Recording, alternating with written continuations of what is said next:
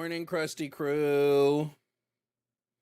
Good morning, everybody. Hey. Feeling any better? No, not really, but whatever. We are here. Hello, welcome to stream. My name is Jovan Bradley. I'm a leftist. I'm here to chill and chat and talk and do all that good stuff. I hope you had a good day yesterday. I wasn't feeling great, so I went to bed. But I'm awake now, still very exhausted. My body is very weak, but whatever. We're here to look at the government and look at politics and be like, shit, MAGA kind of stupid. So if you want to join me and saying MAGA, you kind of stupid, welcome in. Hi, hello, how are you?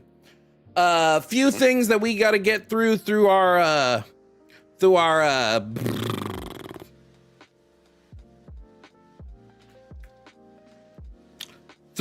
housekeeping. I forgot the word for housekeeping. First of all, my thing changed, so I got to change it back. What did I say it was before? Yesterday? Right, there's no reason to still be MAGA. There's no reason to believe in Christianity. I want to change this.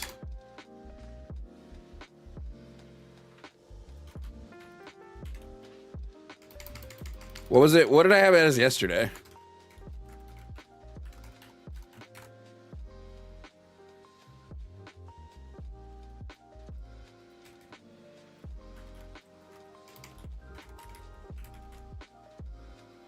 Ooh, okay. I think I've got a pretty sick... I think this works as the board, right?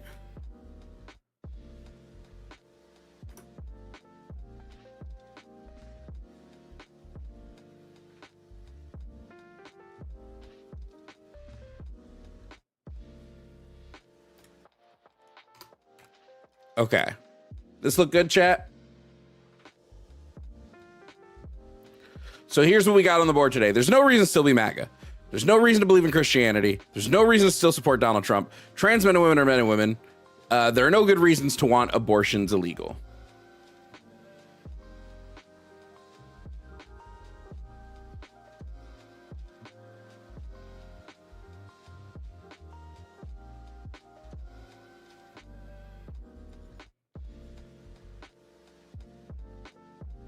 I think that's good. We're here today to tell MAGA to nut up or shut up, bro. Stop being pussies. Sorry. I know some of you don't like when I use that word, but like, it's a fun word. There's no reason for MAGA to not want to debate unless they're scared. Shout out to Ferocity, King Puff, and Ash Ray 84 for being the first people into the Twitch chat today. Shout out to Chipelter for resubscribing with your Amazon Prime. You've been subscribed for 12 months, so happy 1 year subscribe anniversary. Shout out to Silly Joss for resubscribing for 3 months at tier 1. They've been here for 3 months. Thank you for being here for 3 months, Silly Joss. Shout out to Kelsey on Fire for resubscribing with their Amazon Prime for 5 months. Thank you for being here for 5 months, Kelsey on Fire. And Silly Joe's, thank you for giving out 3 gifted subs to the community. Thank you so much for the gifted subs. We are doing a holiday toy drive still. I've gotten so many fucking toys, dude. Giving out these toys is gonna be crazy. But my call, if you are gonna do some toy drive donations, Pillow is putting the links in chat. Please looking, trying to get some toys for like older kids and the teens. We still need stuff for that. So am I feeling better? No, not really. But I'm faking it until I'm making it. Faking it until I'm making it. If you do want to support the show, guys, there's a couple ways to do that. First and foremost, you can send a super chat. Super chats are a great way to support the show. And I read all super chats on YouTube at the end of stream. So if there's anything you want to say specifically, and you want me to read it, send that super chat and I will read it at the end of show.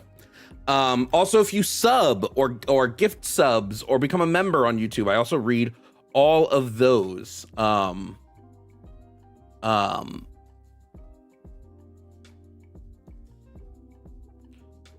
saw that. Yeah. Got it. So you can do that as well. If you want to support the us being able to do this show as a call-in show, Cash App and Venmo is the best way to do that. All the tips that I receive on Cash App and Venmo dump right back into the call-in system that we use, so we can take calls, and we can take multiple calls a show. Speaking of which, let me connect. You are connected as the host.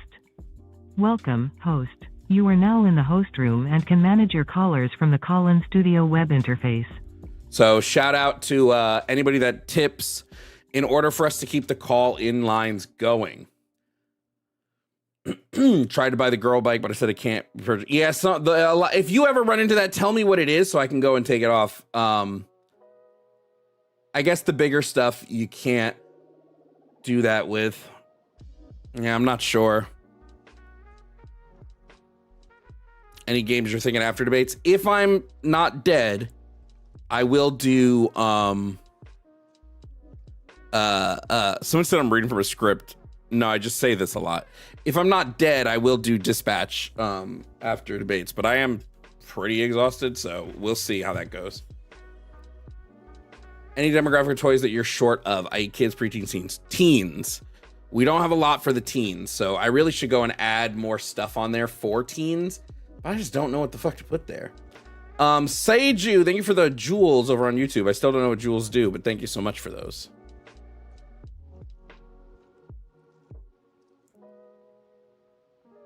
I think they're like bits on Twitch, I think.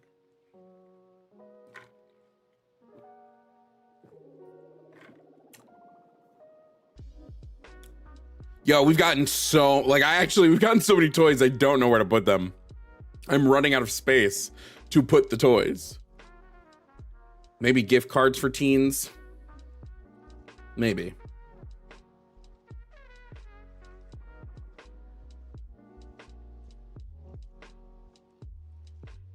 Unfortunately, can't afford a PS5. No need. It's totally fine.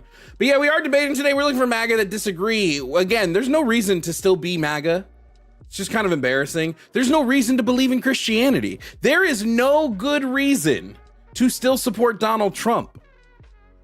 I should put good in front of all of these, because that's the thing, is they're going to go, well, my reason is because I want deportation, which is not good.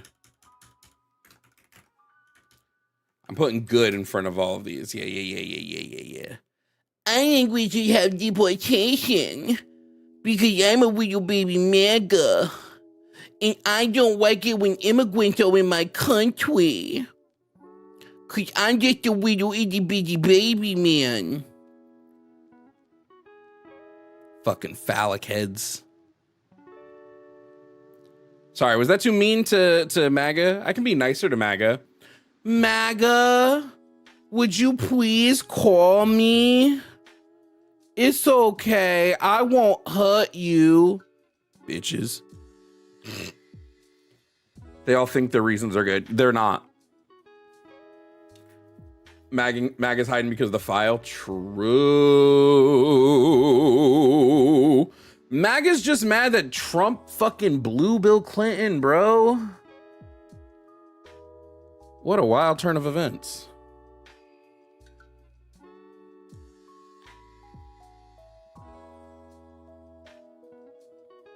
I didn't expect 2 scandals about Bill Clinton's penis in my lifetime, but here we are.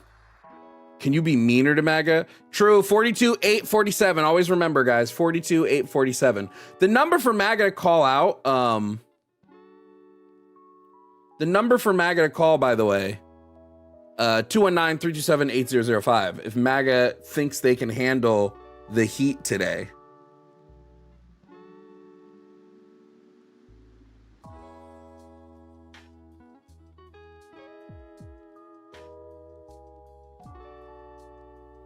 The doubly impeached president blew the last impeached president. This is crazy.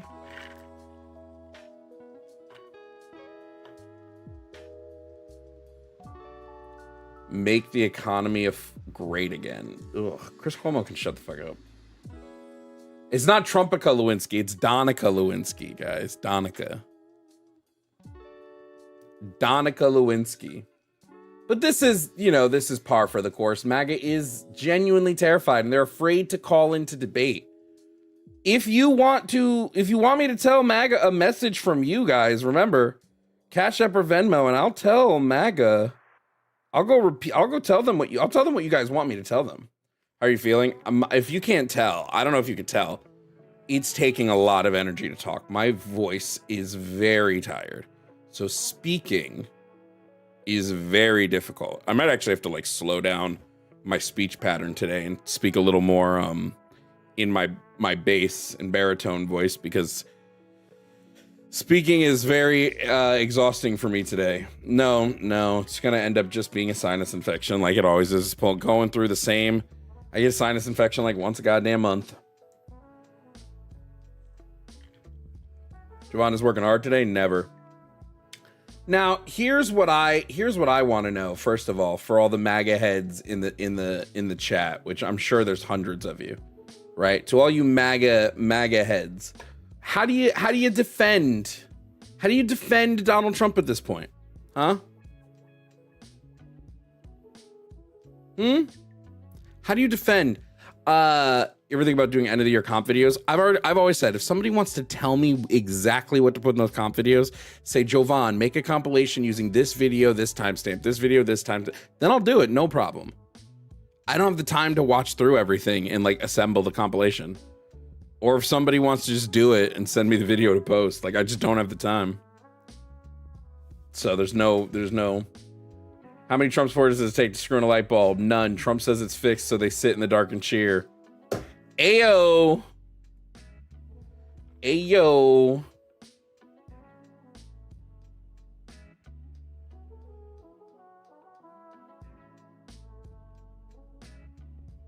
Maggie's not calling in because they got slapped in the face with the reality about their savior, Trump. MAGA has lost their mind. Trump can be a racist. Trump can be a white supremacist. Trump can be all of these things, right? But the minute he sucked dick, they were like, no, not our Trump.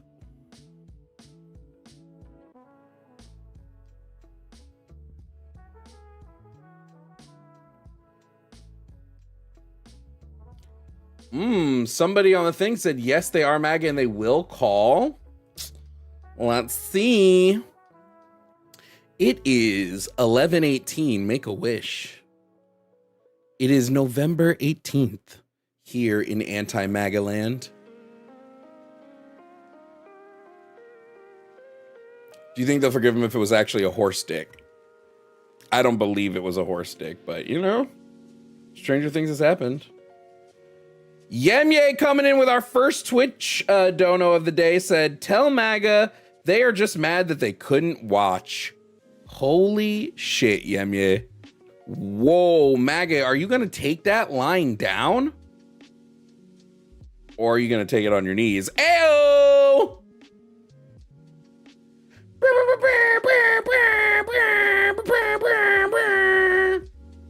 Sorry. I think that hit though. I think I ate with that one.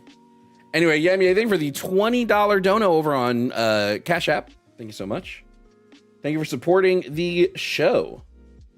Remember, guys, I have no fucking corporate sponsors. You're not gonna have me sit. Now, listen, if Elgato messaged me and said, Jovan, we see you use all Elgato products. Do you want us to sponsor a stream?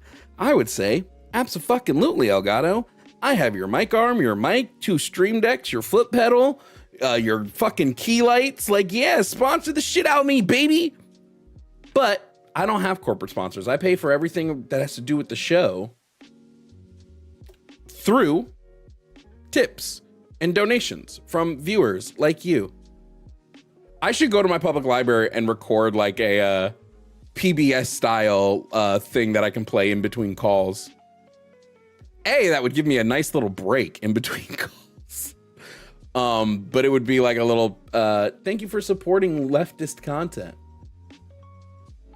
I am slowly at work on my leftist study guide, so that's going to be coming out soon. Well, not soon. Whenever I finish it, I will have a leftist study guide for you guys. For viewers like you. Thank you.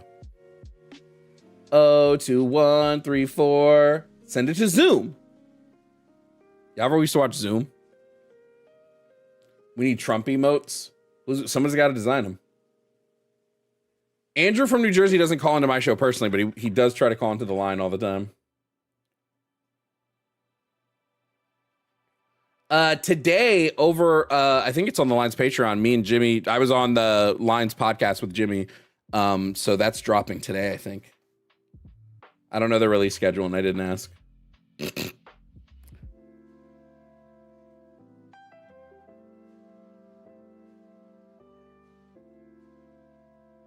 Yeah, I used to watch Zoom so much, bro.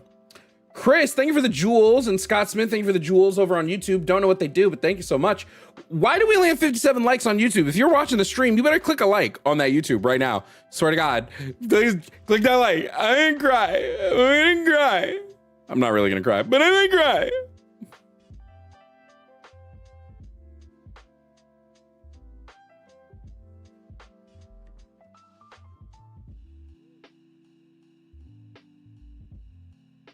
Let's see if we can get some people to defend their beliefs today.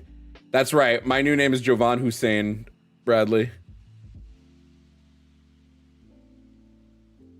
Dude, I learned so many improv games from Zoom.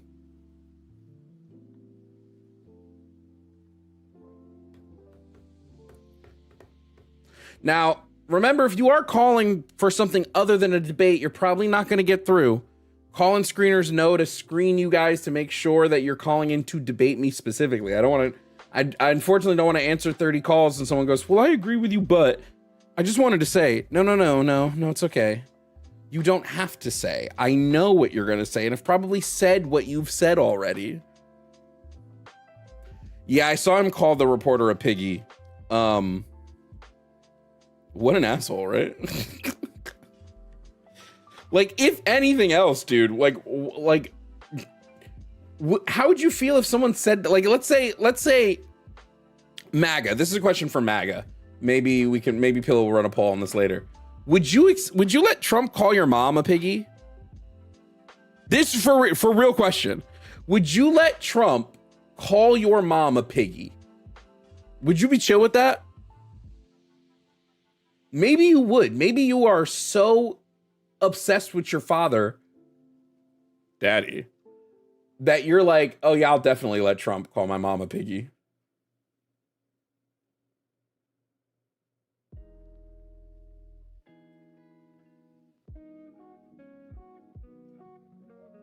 Like, if somebody legit, if I was walking out in public and someone called my mom a piggy, I'd beat they fucking ass. I'd be like, what the fuck?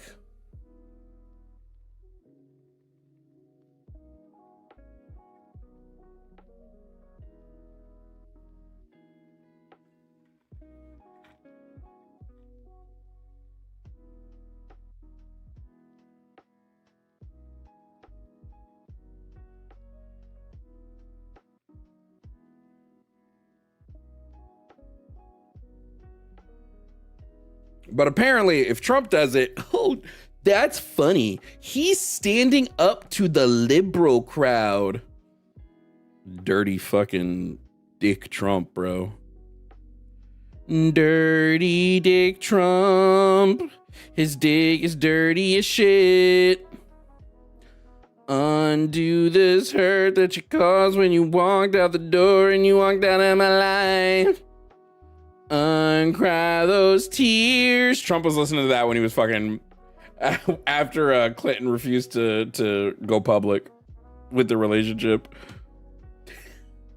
He's just in the window of the White House, just rain falling. Unbreak my heart. Thinking about Clinton.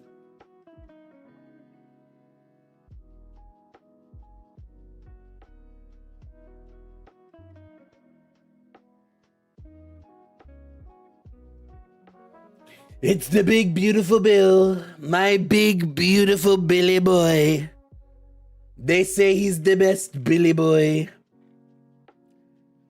Darius, thank you so much for the Venmo to support the show. Darius said, if MAGA is so anti-abortion, they must be pissed that Trump destroyed $10 million worth of contraceptives USAID bought, right? You know they aren't. It's a fair question. But you know the answer is no. Also, what was this one as well? Carmela said sneakers and dress shoes for teens are good options because once your feet stop growing fast, no one buys them for you, so yours get raggedy. Yeah, we just have to be getting them, right? like figuring out what's the best. I'll have to figure out what's the best course of action for that. Maybe like for a week, I'll just set up a separate Venmo or PayPal account where you guys can donate money, and then I'll just go buy a bunch of stuff for teens. I would show receipts and everything, obviously. Yo, what is taking so long with the caller and the screening, Pillow? Are we getting them through?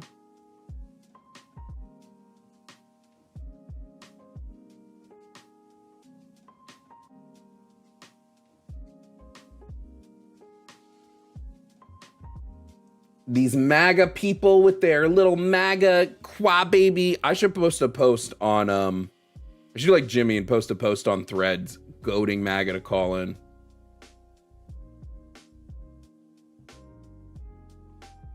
It's crazy how many idiots on Threads there are.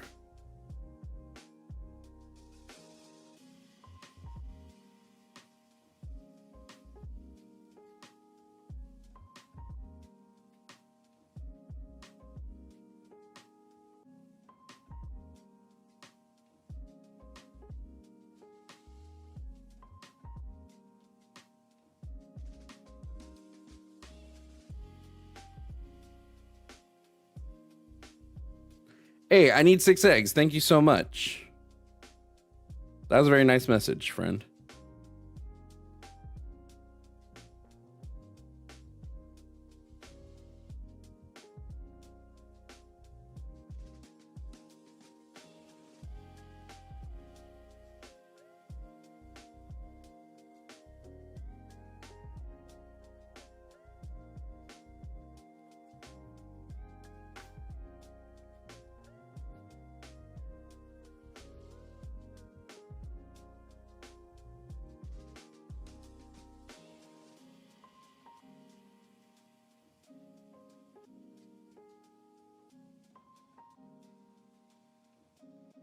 Is Thread just X's baby brother now? Yeah.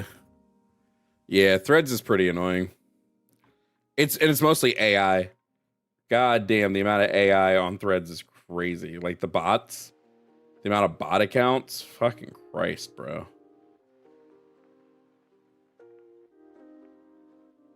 It's because MAGA can't handle the truth. They can't handle the truth, MAGA. MAGA, can you handle the truth? I don't think you can.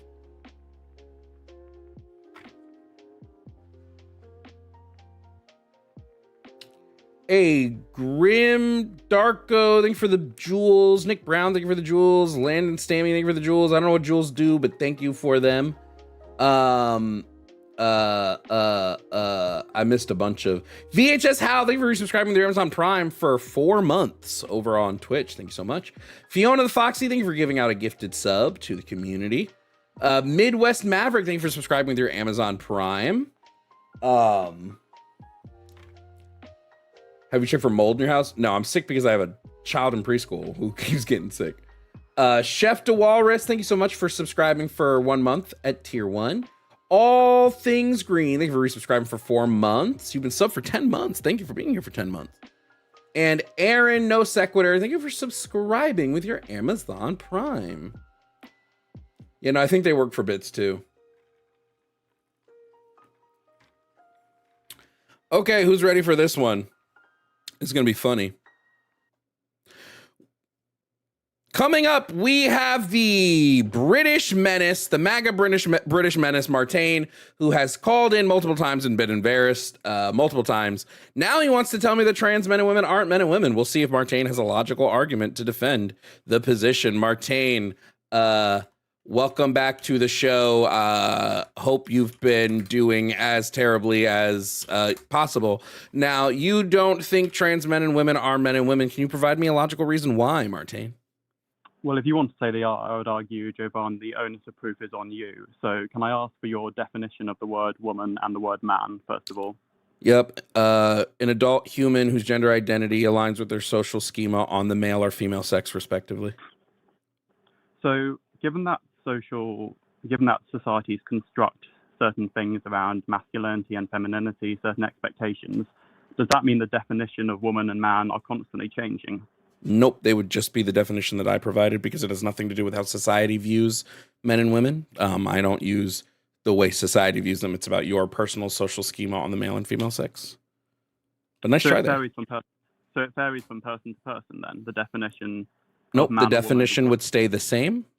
The definition would not change. What a person's personal schema on would vary person to person. But the definition would stay that same definition.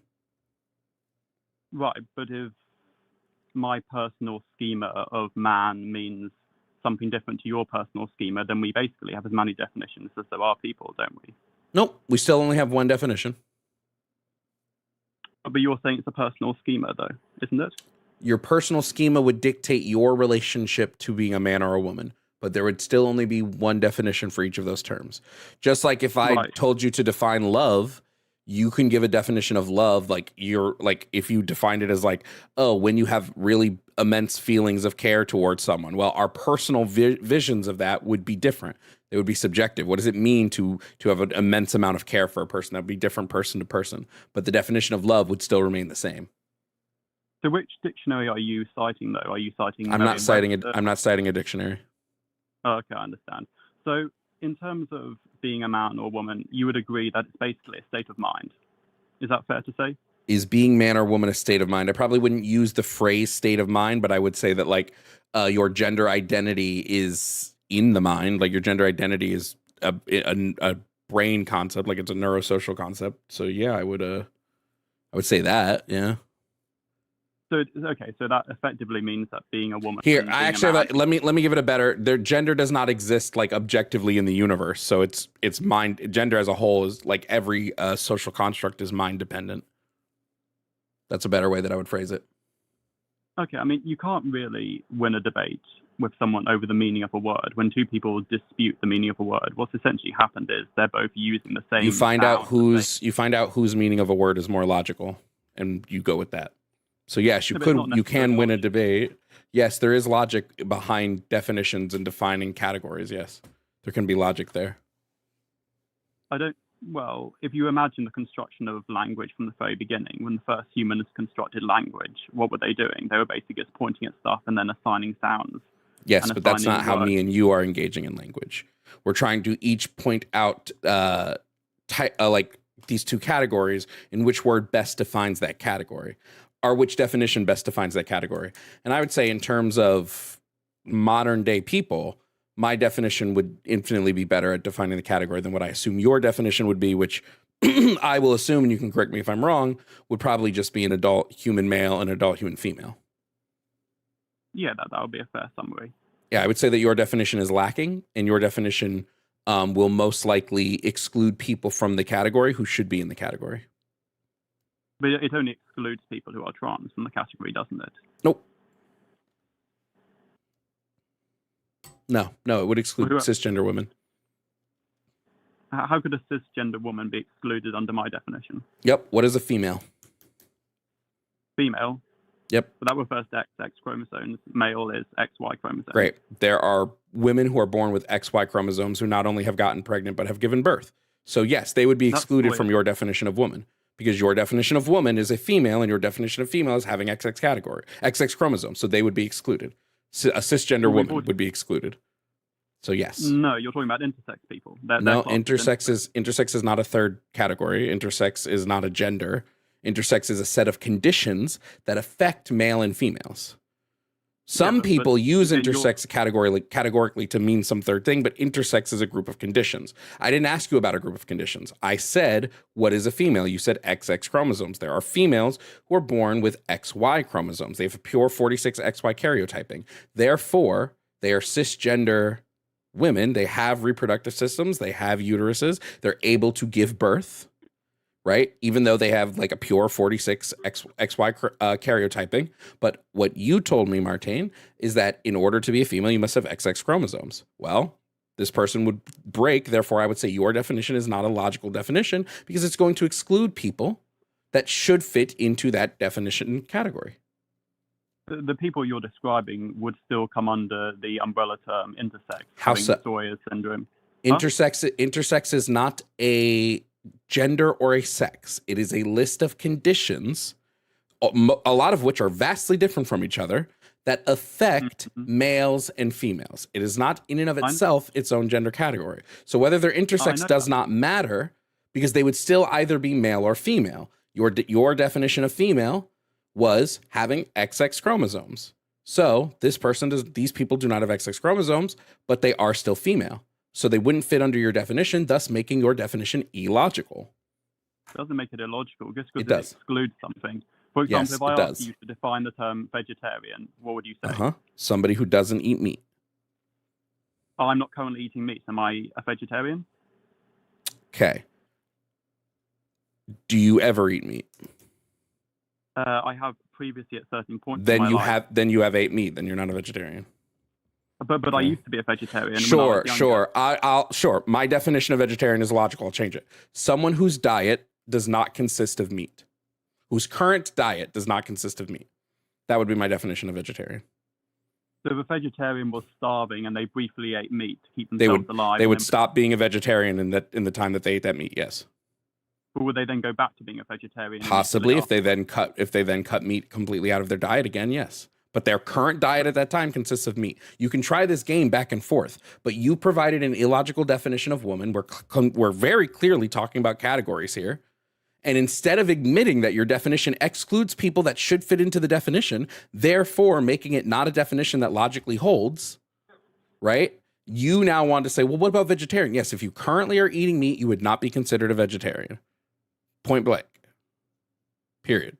Sure, but what I'm saying is that if we look at the definition that you're giving, it does relegate the term to essentially a state of mind, which makes it such an amorphous term that there's really no... It's not amorphous if you know what any of the words I use mean. It is not amorphous. I know what they mean. Do you? So explain my definition to me. Break it down for me. You said gender identity, which is a psychological category. It's not something that refers to... That's not breaking it down. That's not breaking it down for me. I asked you to describe my definition. So can you describe what I mean when I use the phrase gender identity? Can you describe what I mean when I say that your gender identity aligns with your schema on the female sex or the male sex? Can you describe what those things mean? I presume it means that someone who has a conception you presume. of You said you masculinity know. or femininity, that, well, again, if you ask 100 people to define it, you may get 100 different responses. You may get all. Yeah, but you told me you knew what my definition meant, not that you presumed to know what my definition meant. I've listened to these arguments and I'm aware of what a lot of people mean, but you may have a different term when you say gender identity. That's great. I didn't ask you what other people meant. I asked you if you knew what my definition meant. So do you know what my definition means and how I use it and how I use it in a practical sense? Or are you just presuming to know? Well, when you use words like love or man or woman, I presume that you mean something that may approximate what other people Love mean, was not used in my definition of man or woman, and I didn't use the phrase man or woman in my definition of man or woman. I asked you about my definition for the words man and woman and asked if you knew what those meant. Yeah, you said gender identity, which is a psychological category.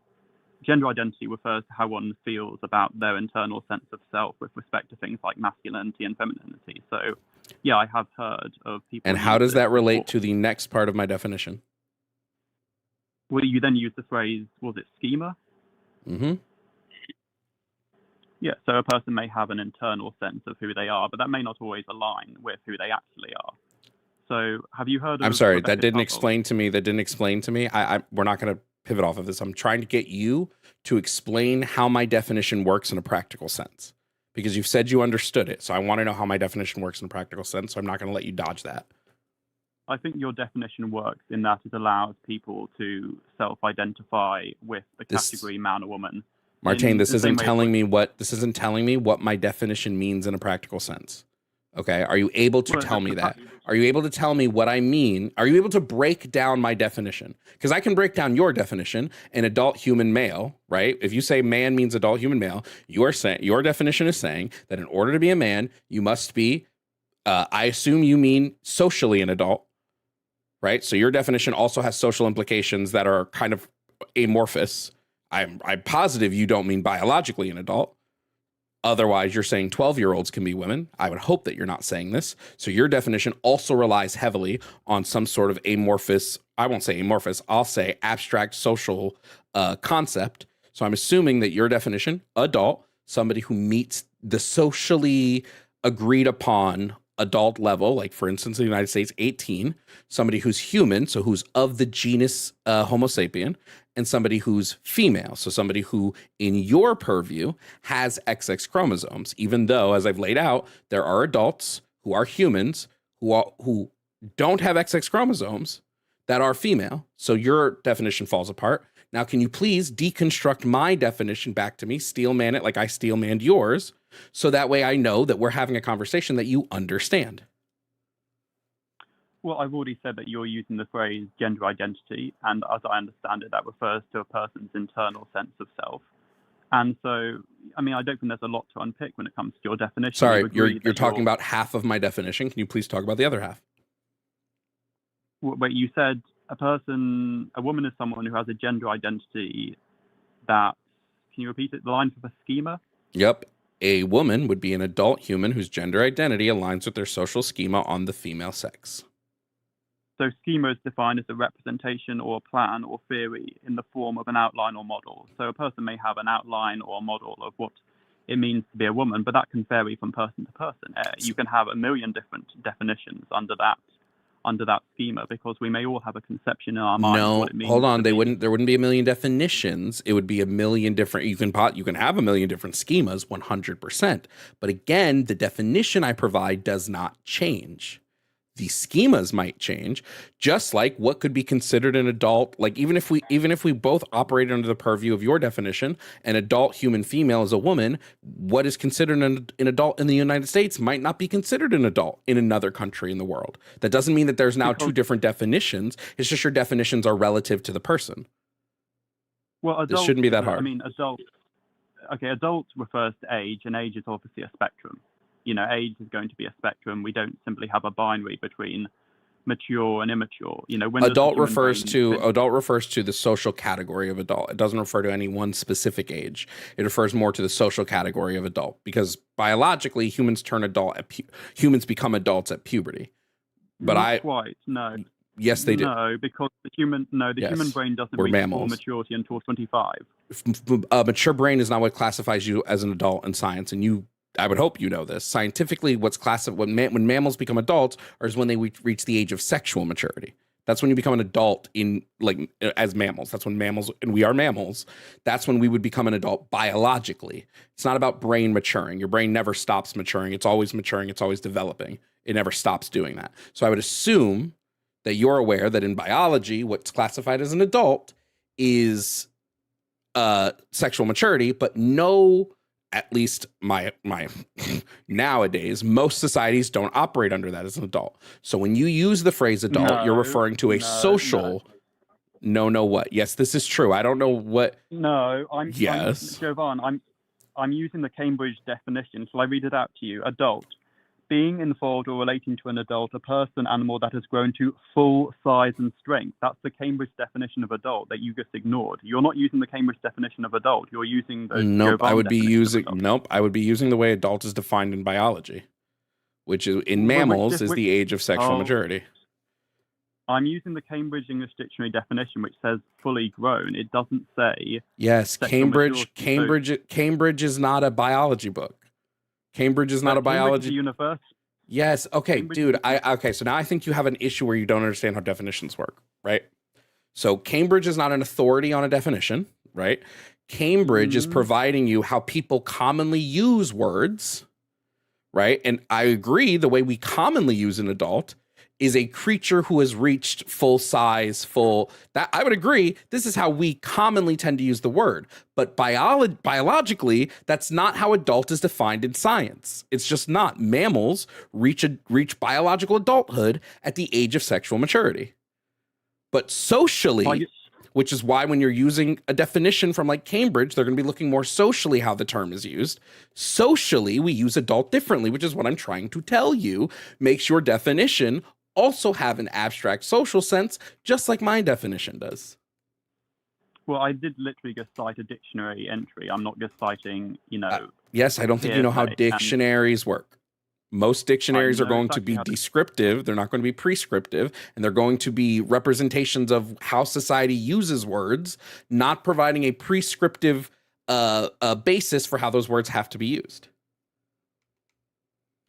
again, the dictionary definition of adult is distinct from the way in which you're using the term adult. Yep, But because I don't think if you don't know want what to use the dictionary dictionaries definition- mean. I don't think you know what dictionaries mean.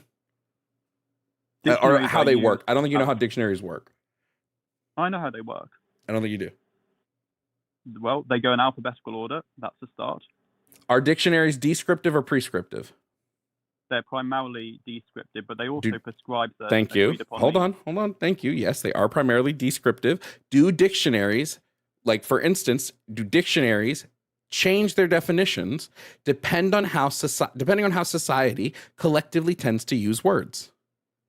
Well, of course, because language can change Great, over time. thank For you. example, So if when I- the if I say- dictionary is telling you that adult means this, it's because they're telling you how society typically tends to use the phrase adult, not saying, hey, if we're talking about like biology and how we classify adult animals, it's going to be a different thing. It's not just about when those adult animals reach full size. It's about when mammals specifically reach the age of sexual maturity. Now, if you wanted to say that you have a definition that's based in biology, that's the form of adult you would need to use. Otherwise, your definition is actually based socially, just like my definition would be. Well, no, I'm citing a reputable dictionary, but going back. Are we going in? Wait, no, are we're not going back to anything. Are we going in circles right here? I've described to you why the definition you're using is differing from the definition of adult that I'm using, because you're just pulling up a definition from a dictionary, whereas I'm quoting a scientific definition that is used in classification for biology's purposes. Which biology book are you quoting? I can give you many. How many do you want? Like how many? We can do a bunch. Give me one. Sure, no problem. You Googling? Am I Googling? Yes, because you asked for a specific book. So I'm going to get it from a specific book. Just like you Googled the Cambridge definition, Martin. Do you have a problem with using Google mid-debate? I don't. I didn't say anything when you Googled the Cambridge definition, right? No, you can use it if you want. But okay, thank you. So in terms of your definition of man and woman, would you also apply the same standard when we discuss the definition of the word race? Would we also say that it's primarily about racial identity, not about phenotype? No, race is not an identity. Race is about a legal structure placed upon people. There's no identity to race.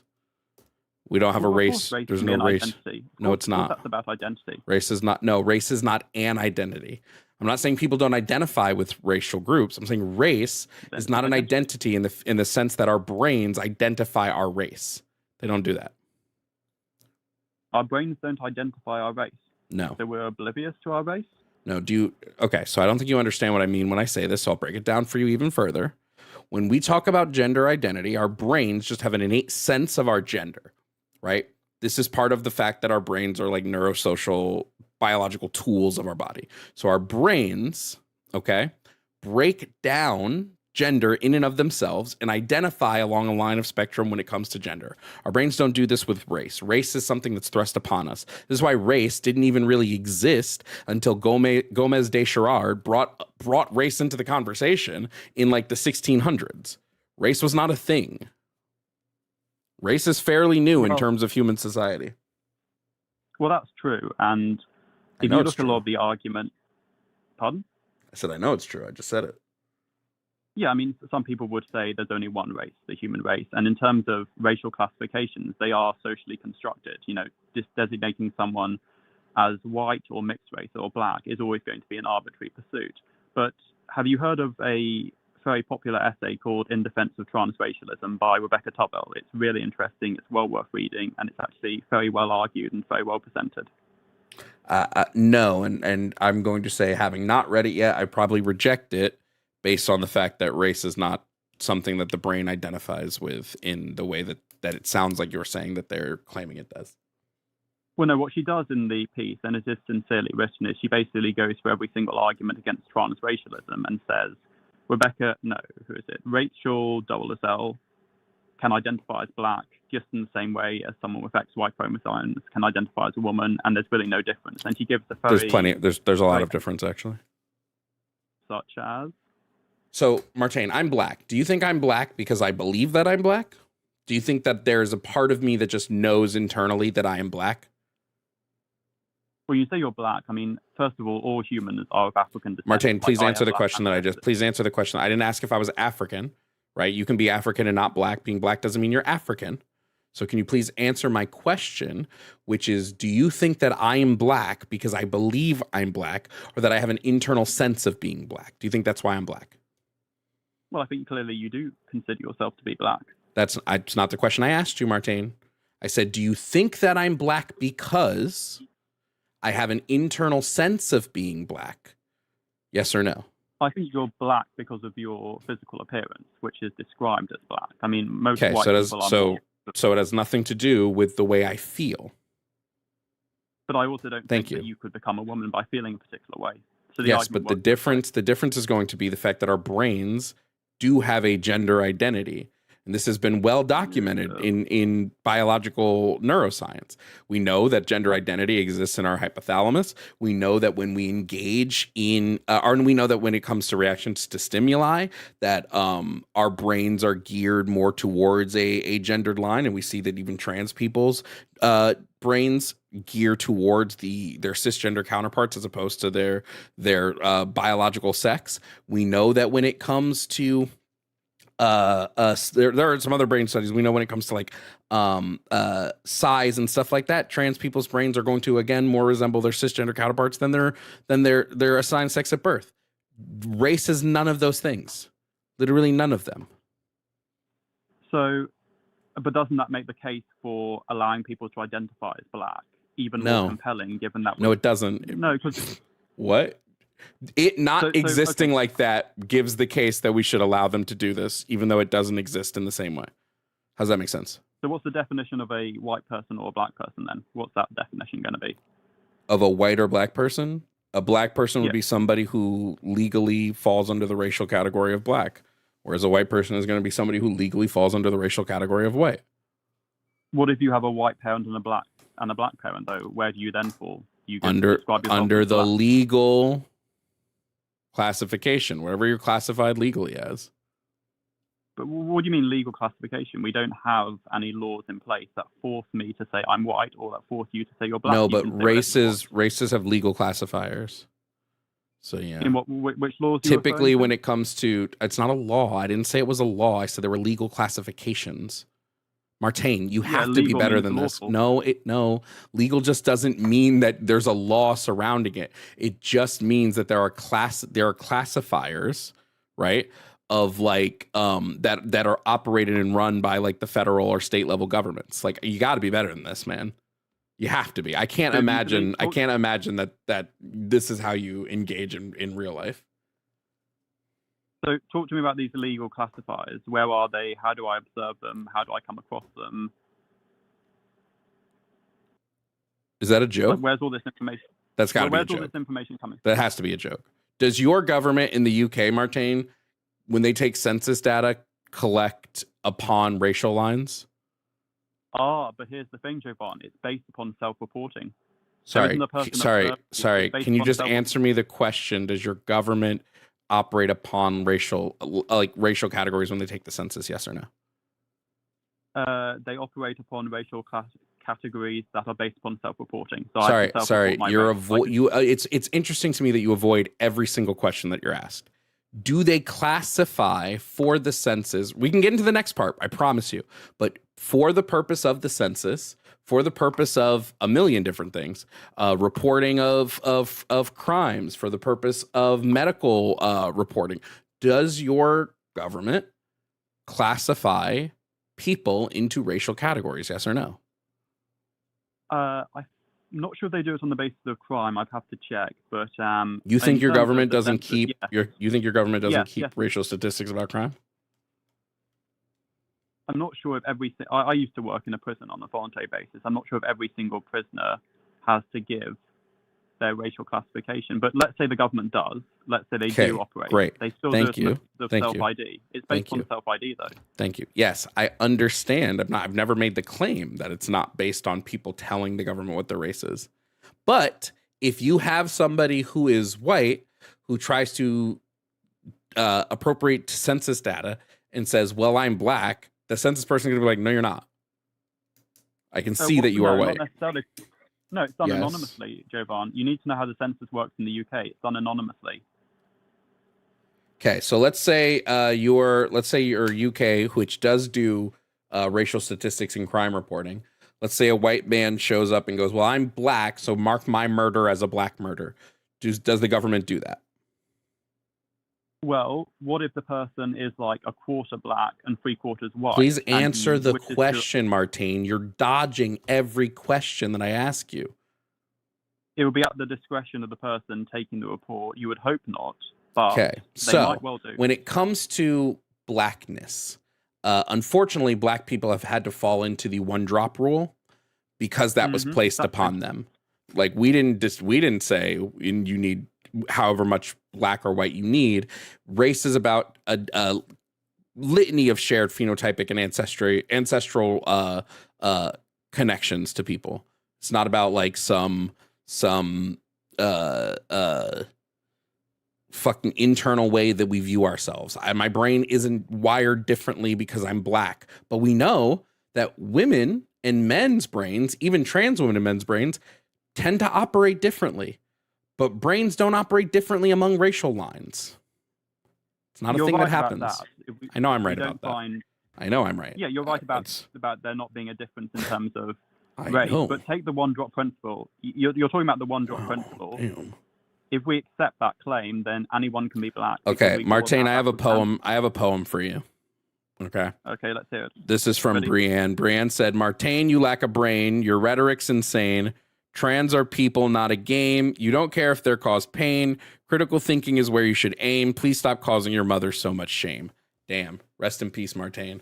That was a crazy, crazy ass poem. Rest in pieces, buddy. Rest in pieces. I was paid to remove Martine, which is fine for me. I don't know how we're going to keep having a conversation where every 5 seconds he goes, "Jovan, you're right, but..." No, there's no but. How much to fully ban Martine? I don't know. Somebody send me $100. I'll ban his number right now.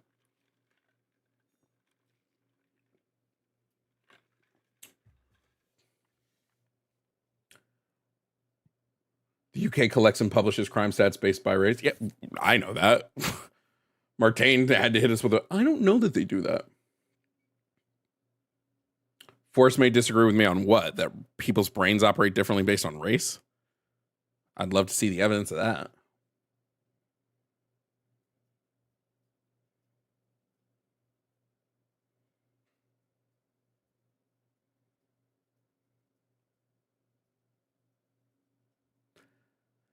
Would love to see the evidence on that. Oh, but shout out to Hunter. Shout out to Brienne. A bunch of people wanted Martine. Got.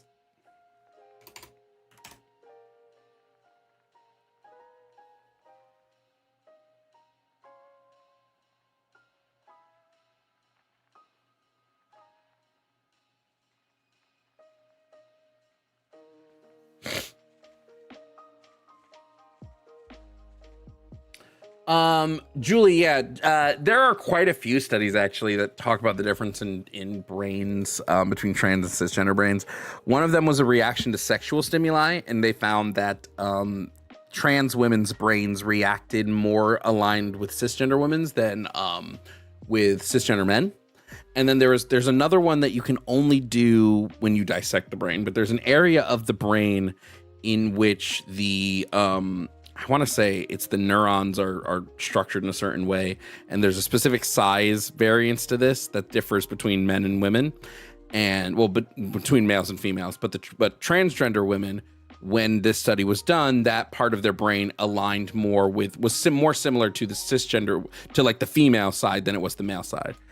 Those are just a few. I'm still not fully convinced as much on the fact that the male and female brain are like these vastly different things, but there is evidence of how the trans brain is more similar to I wouldn't say it is, I would just say it's similar. You think he's trolling? No, I think Martine is that dumb.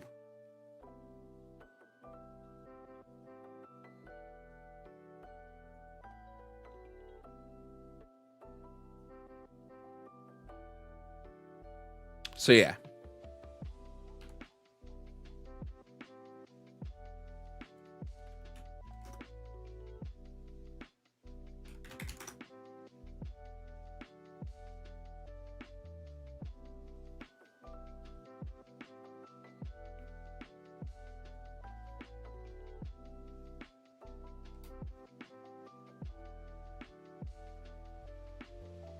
Damn, I gotta pee. I'm gonna let Pillow grab this next caller, and I'm gonna tinkle real quick. I keep forgetting to set up a be right back screen, but what I realized I can do is I can just do this. Oh no, wait.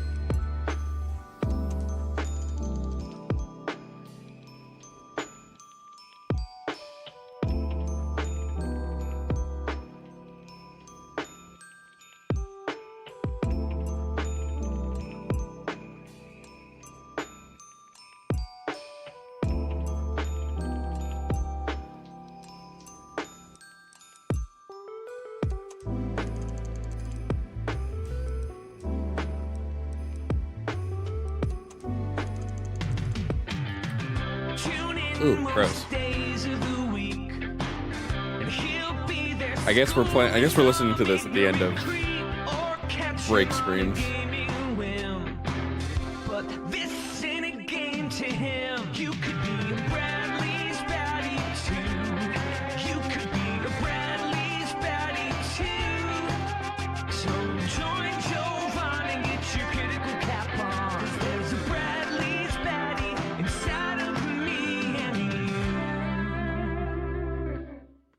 Okay. What I meant when I said I don't have a be right back screen is I don't have something set up. I have to like really go and redo my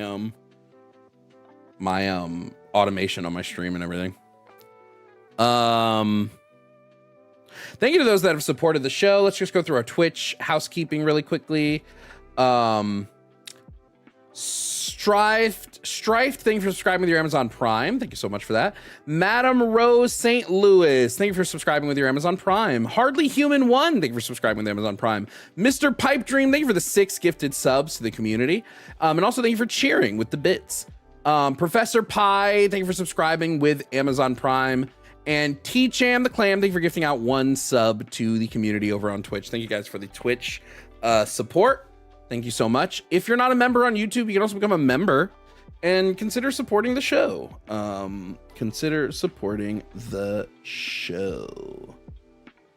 Let's keep it going. Ooh. Ooh.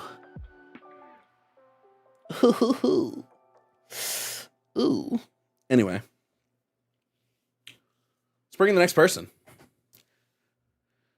Oh, I should just set this button up to record. I just don't want to accidentally hit it. Anyway.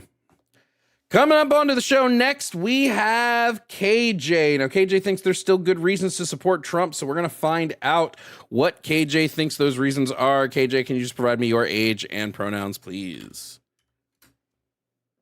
What's up, man? KJ, 36, he, him, you know. Now, KJ, I seem to remember us speaking before, and you telling me there were reasons to support Trump economically, but you couldn't give me like what economic metric that was. No, that wasn't the case. I explained a very specific one, and I explained a very specific one that you would capitalize from as a streamer and as someone who has a platform that is still able to put out anti-Trump messaging that gets you clicks and views. So that's what I said last time, is that people who are involved with social media influence, anyone involved with media, if they have a platform to say negative things about Trump, that stuff is blowing up on all the social media.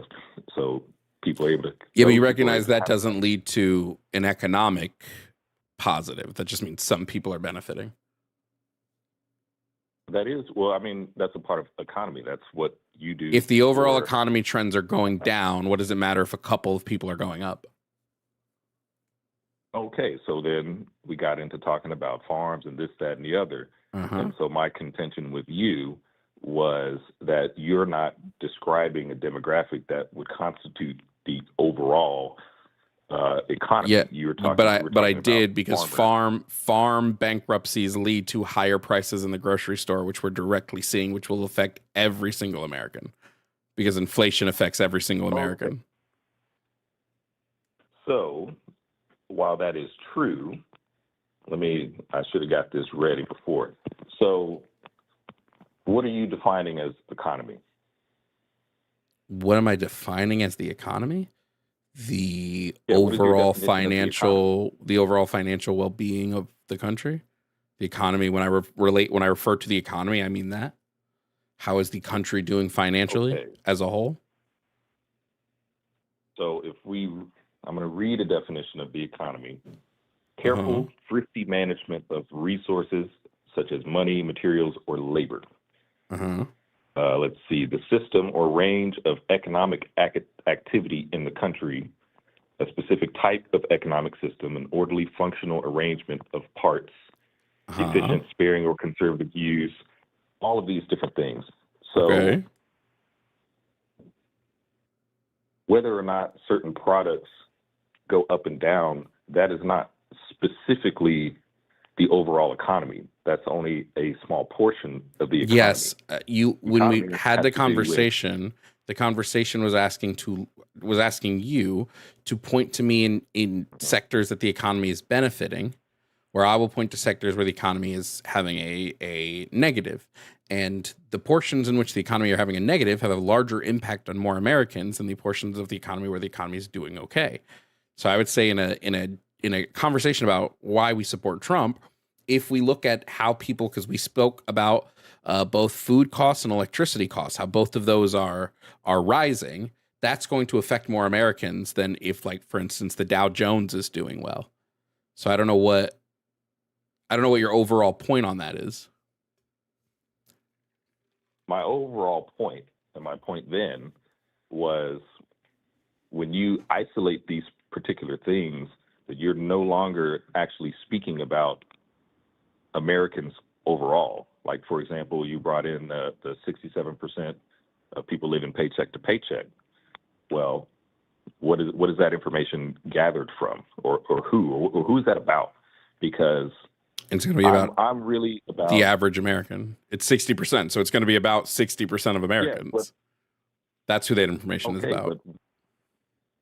But you understand how statistics are I don't want to say inherently deceptive, but statistics only exist to fit into a narrative. Like, you can't. That's not true. That's not true. No, that's a very incorrect way to look at statistics.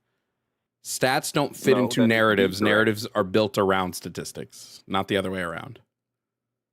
At least proper statistical analysis is building a story based on what the statistics are telling you, not finding statistics to fit your already pre-assumed story. Okay, we're saying the same thing backwards. There's no statistics cannot exist without being attached to a narrative. Yes, they can. Say 67%. Well, you need a what. And you need to attach it to a what and a who and all of that. So yes, you can't just the who is 60% of people living in America. The what is their pay. And the story that's told by the statistic is that of those people, they get paid so little that they're not able to put money into savings. Therefore, they're living paycheck to paycheck. There's not money going into their savings account. They are using the bulk of their paycheck, almost the entirety of it, to pay for the things they need, and then waiting till next paycheck to have money in their pocket again. I I'm okay. I understand that. The question, though, is who's they? 60% of the people living in America. 67. Right, but every place in America is not the same. Correct. For example, if you live in a big But city, 60% of everybody are who is suffering here, not 60% of this group. This is an analysis of all people spending and the money people are receiving in pay. Everybody, 60% of everybody are living paycheck to paycheck. And I don't remember if it was 60%. Okay. I don't remember what the actual number is, but yeah. I think you said 67%. But the point is that if we take in everybody, when not everybody lives in the same environment, then what is likely is that you're going to have the people who live in more expensive areas that are probably the ones living paycheck to paycheck compared to the people that are living in more rural or less expensive areas. And then that is skewing the average. So when you're talking about 67% of people, those people are absolutely. That's not skewing the average. Those people are still, this isn't about an average. This isn't saying the average American is doing this. 67% of all Americans. Okay, The that's average American. homie. But this is going to be a different way of picking numbers than if we were coming up with an average. The way we come up with an average is different than if we're just polling people based on, not polling people. If we're just looking at pay in relation to cost of living. Okay, is that accounted for in that 67% statistic? Yes, because it's a percentage. It's not an average. But the percentage is based on the average American.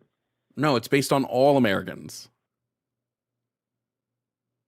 So an average of all Americans. No.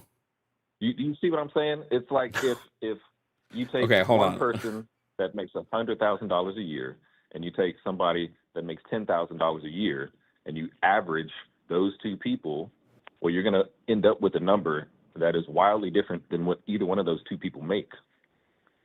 So when you have people, and I'm saying this from experience, because like I talked about last time. I was muted. KJ, that's not how this number is calculated. Okay, well, how is it calculated?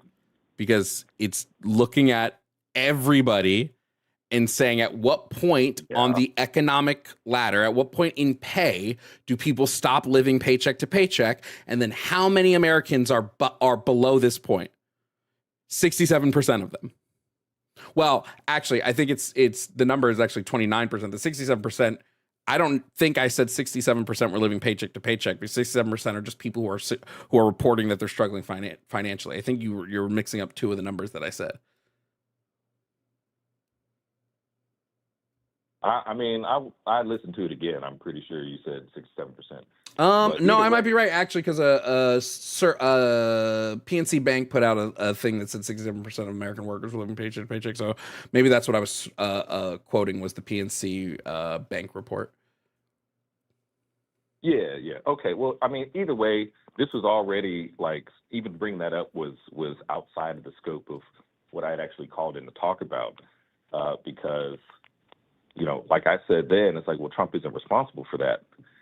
And the point being is that I believe in personal autonomy. And so if you're someone that's living paycheck to paycheck, that is something that's related to your personal responsibility and how you personally handle your finances. That has nothing to do with anyone that is. If people aren't what do you think the average cost of living in the U.S. is? Now we're going to talk about average. What do you think the average cost of living in the United States is right now? Well, again, you're asking a question that goes right back to what I was saying. You can't talk about the average cost in the U.S. We can. Yes, we can. Yes, we can. It gives us a baseline. We need to have. Yes, and more people live in those places. We need to have a baseline so that we can understand what we're talking about. So we have to talk about what is the average cost of living in the average annual cost of living in the United States. When you take all of the United States, what is the average that it would cost someone to live here? That's an important number to have a baseline. Yes, it is.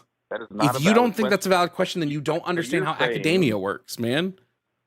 are you saying that it's more? It's not. There's not going to be a difference in the cost of living to live in New York City compared to Of living course there somewhere in is, but Idaho. we need to have a So then, what's the baseline. point of having a You national need average because if homie, because we can't no? because me and you can't have a conversation about every single city in the country. So we have to start with a baseline. We can't even have a conversation about every state in the country because there's 50 of them. So we have to have some level of baseline to anchor our conversation to. Otherwise, what are we arguing? We're just arguing about nothing because we don't have any baseline. Okay, well, you're going about it the opposite way. The baseline isn't going to help us establish anything because that baseline, whatever it is, that's going to be too low for the most expensive cities, and it's going to be way higher than the less expensive cities. It's not going to actually give us any real valid information unless We like have to have a baseline, KJ. You have to. You have to have a baseline. You literally have to. Otherwise, what you're telling me is we can never come up with numbers on a national stage, which is nonsense. We need to know the way that the bulk of people in our country are proceeding in our country. Yes, there may be some people out of the average, but the average is going to measure the largest group of people. So yes, we need to understand the baseline, KJ. All right, I'll fine. Let's go. What is the baseline, if you know? Okay. The average cost of living in the US is like $77,000 a year. That's the average cost of living in the US. Okay. Okay. Do you think that's a low or high amount?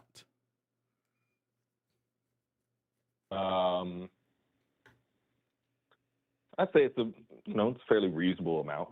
Okay. Well, the average for take-home pay, the average income, the last time we took the census was $47,000 a year. So on average, Americans have to pay $77,000 a year to live, and on average, they're making $47,000, $48 if you round up, $48,000. Now, that's just any workers. If we want to then look at full-time workers, the average full-time is $60,000, which is not as bad, right? But that's still $1,700 less than the average. So the bulk of people in America are needing to earn $77,000 to live, and 17K, not 1,700. Sorry, the bulk of people in America need $77,000 to live, but are only earning $60,000. So there is a massive discrepancy here that the only way we're going to find out why that discrepancy exists is if we boil down these other metrics of the economy. So, for instance, wow, why is the cost of living so high?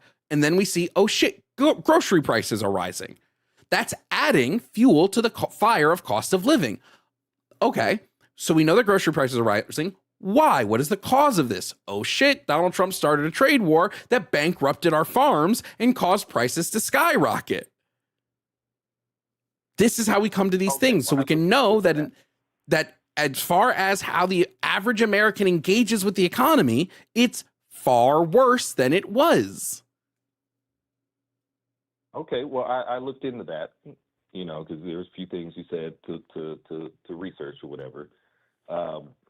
So yeah, from what I read, farms were already struggling, and sure, maybe certain policies put in place might have put more pressure on them, but that doesn't mean that he was a direct cause of these. He directly bankrupted the bulk of our soybean production. There was a direct cause of his policies. He got into a economic war with China that directly bankrupted all of our soy production. That's a direct cause. Okay, there is a direct causal link. You're okay. Even if I grant you that, you're still talking about it an extremely minuscule part of the economy. Like soybean, like there's tons of people that don't even eat soy, and you're talking about very specific farmers. that does not make up a majority in any way, shape, or form of Americans, and that being bad for 40%, 40% of all meat and food and seafood products in the U.S. contain soy. 40%. It's not just about whether soy is whether we consume soy on its own. It's in the shit we eat. So when we have an issue with soy production, that's going to affect all of these other sectors of agriculture, which are then going to affect all. Now we have to ship soy in from Argentina, which costs more than when we are locally making it, because we're no longer the economic powerhouse of soy in the world, because his policies directly screwed our soy production. Okay, but I mean, how important is soy? Like, just saying that it's in 40% of all the meat we eat. What do you mean? Yeah, but who needs soy in the meat? Soy is in so much. What do you think soy is?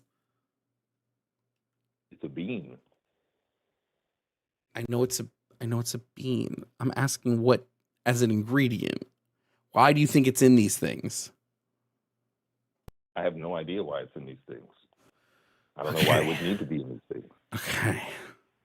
So soy is in a lot of different things, as is a lot of different ingredients, because it's a very cheap to grow food.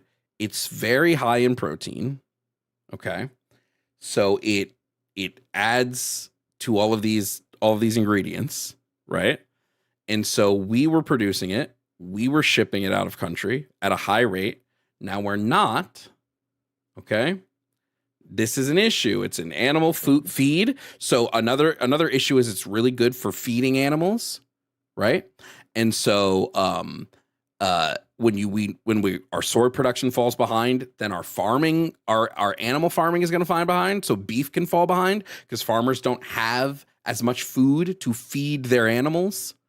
So meat, chicken, eggs, all of these things suffer when our soy production suffered. So we didn't have as much meat on grocery shelves. So the meat that was there cost more. Let me ask you something. You remember a few years ago when there was this whole thing about soy boys, and they were talking about soy raising estrogen in males? The thing that was debunked like time and time again? Yeah, what about it? Okay, well, where did it? Okay, I didn't know it was supposedly debunked. Yes, like time and time, like a million times over. Okay, maybe that's why no one's saying it anymore. I was just asking because that's the last I heard of it. And like, for example, when you talk about the cows not having food, well, there's a whole movement about having grass-fed cows. Like, soy is not even something that cows naturally eat. So same thing with, you're talking about soy feeding these animals, and those, excuse me, those animals don't naturally eat soy. So what I'm hearing from you is you're talking about not having this thing to feed these animals that is not originally even a part of their diet to begin with. So not having this product to feed animals that shouldn't have even been fed that doesn't sound like a bad thing to me. None of this. Okay, so first and foremost, if you want all beef in the country to become grass-fed, beef is going to get more expensive. It is more expensive to farm grass-fed beef. Now, I don't have an issue if that's what you want to do. That still makes it more expensive and still adds to the cost of living. But that's not what Donald Trump was doing. Donald Trump was not ruining the soy farms because he wanted grass-fed beef. He was doing it because he wanted to screw China, and it didn't work, and it backfired. I mean, but also soy does not affect the diets of cows. It doesn't harm them at all to eat soybeans. Well, the whole theory is that whatever the animals eat remains in the product. Yep, and soy is one of the most perfectly safe to eat food products on the planet. Soybeans are eaten fucking everywhere. Well, yeah, I'm not saying that's not the case. I'll have to look in the whole debunking of the estrogen thing. I was just asking if you knew anything about that. But even still, none of this is why I want to call it. The question was, there's no good reason to support Trump. And I wanted to explain why I even began to support him in the first place. I know we've been on for a while, so I'm not trying to take all your time and all that stuff. But, we've gotten off on these rabbit holes about these very, very specific things that, we can debate all day about, or just go back and forth, and we're ultimately just going to disagree. So if we're disagreeing because you don't have the information, but sure. What's the other thing you want to talk about? Well, okay. So the reason, or there's no good reason to support Trump. I would disagree with that. I do think that he's doing a lot of good things. I think what led me to supporting him was looking at all of the bad things being said about him, and then upon further research, finding that they weren't actually true. And so I can just see attack after attack on him. And then when I look into these specific things, I don't find the evidence to support this attack. And all I find is media spin. And so that's what ultimately led me Sorry. So you didn't support Trump based on the policies he wanted to implement. You supported Trump because you thought he was getting bullied in the media. What attacks did you believe were untrue about Donald Trump? Well, okay. So what are the typical things that are said about him? They say he's racist. They say I would agree. PDF file. I would definitely agree. He's the greatest. I would definitely agree. What else? What's the other one? Oh, now they're on him about the Epstein thing, right? So when I looked into these things, for one, whether or not someone is racist, that's really an opinion-based thing. No, it's not. Well, if a man comes out and tells me that African countries are shithole countries, I don't really think that's an opinion right there. That's like, I don't think me saying that's a racist statement is super opinionated, right? When he tells congresswomen of color to go back to their country, when he when he gets into the political sphere by pushing a fake narrative that Obama's from Kenya and continues to push it even after Obama releases his official birth certificate, I don't know. Seems pretty racist to me. What are the reasons would he because Obama's why he didn't say Obama's from Europe? Well, let's address just that part. So none of what you talked about had anything to do with race. Saying go back to your country, that's not race. That is they were from America. I know, but if his statement what country would they be going back to? His statement was go back to your country because he assumed that a bunch of brown people were not from America. What country would they be going back to if they're from the U.S.? Well, if we're referencing Harris and Obama, well, Obama's father is from Kenya. Obama's not. And then Harris's mother. I know. But utilizing fake claims, I just confirming. You don't think Donald Trump claiming over and over again, despite being found incorrect on this, that Obama is from Kenya, you don't believe that has anything to do with race? No, that's nationality. That is the country that he's from. That is not. It's not the country he's from. He's not from Kenya. Oh, okay. But the point is that it's saying go back to a different country. What doesn't matter. Whatever country you originated from or your parents originated from is not race. That is nationality. So you're conflating those two terms, which is a common thing. Why didn't he tell him to go back to the country his mom was from?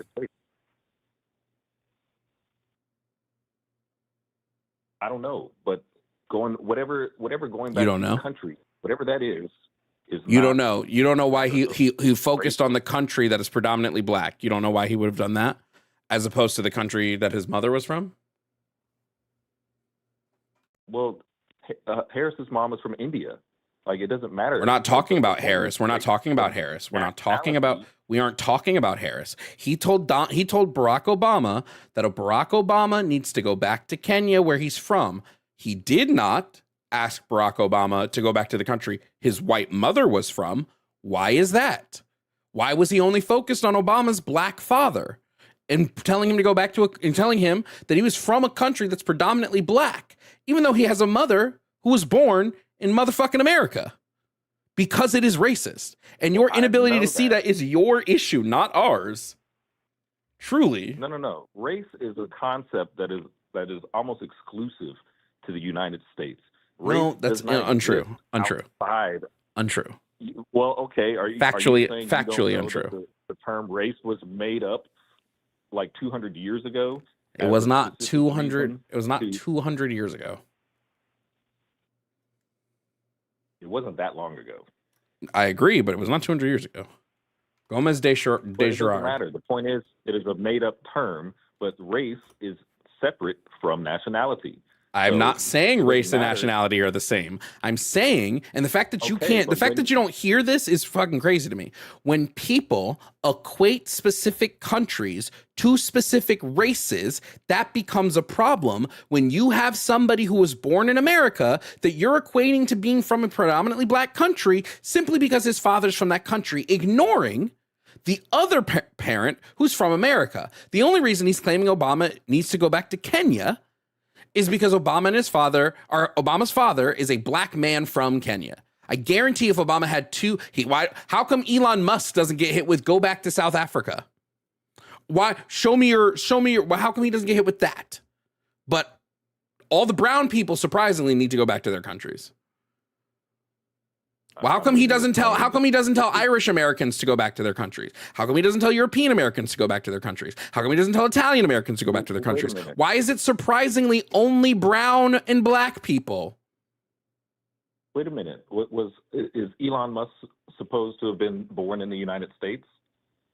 No, I'm not talking about where Elon Musk was born. I'm talking about why isn't he telling these people to go back to those countries?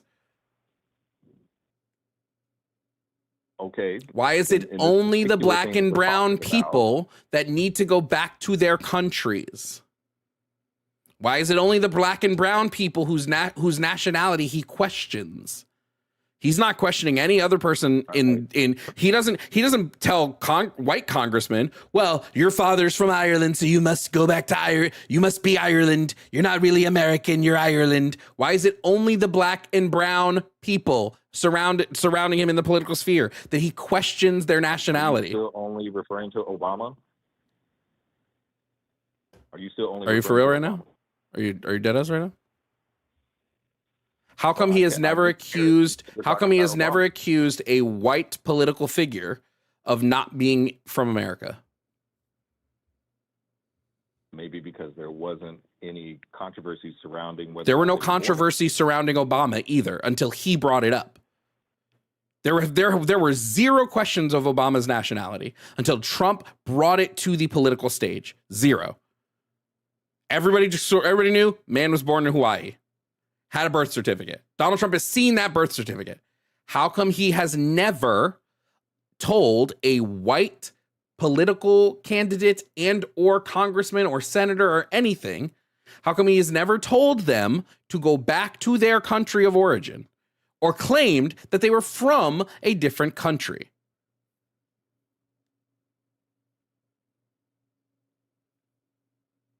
Hang on 1 sec. I need to double check this. Oh my God! Let's see. Questions about Barack Obama's birth certificate first emerged during the spring of 2008, circulated by anonymous chain emails from supporters of his Democratic primary opponent, Hillary Clinton. So, you saying that Trump is the first one to bring that up is not true. Okay, I'll revert my statement. Who made it popular in the media to question Barack Obama's birth legitimacy? It was Donald Trump. Donald Trump was the one who went on news stations talking about it. It wasn't just an email thread to him. And then why did he continue to do it after Obama released his birth certificate? He still has not walked the claim back and said he was wrong. Right now, all you're doing is you are trying to find ways to fucking simp for the white man, and it's fucking crazy. I'm not simping for any white man. I'm Yeah, saying you are. You're not. How putting the come proper he has never distinguishing- questioned the legitimacy of any white American politician's birth? Because there hasn't been any other controversy about any other white see ya. politician. I'm done. Goodbye.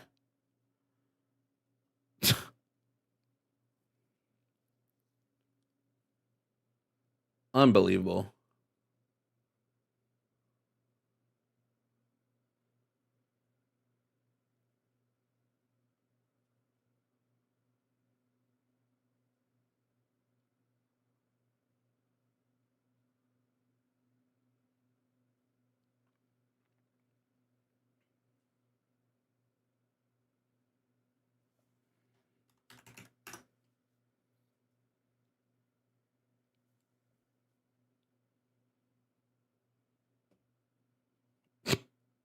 Dude, like, I just can't. Like, it's so annoying.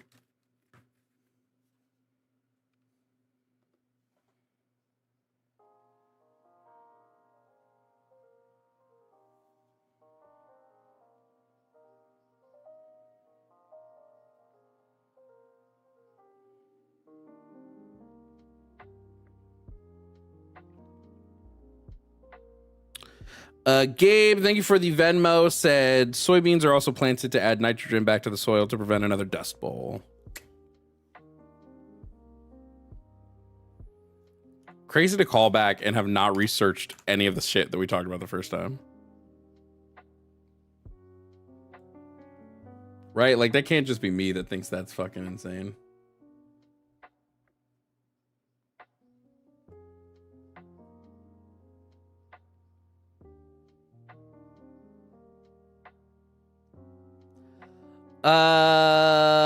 Where was I here? Julie Perkins, thank you for subscribing with your Amazon Prime over on Twitch.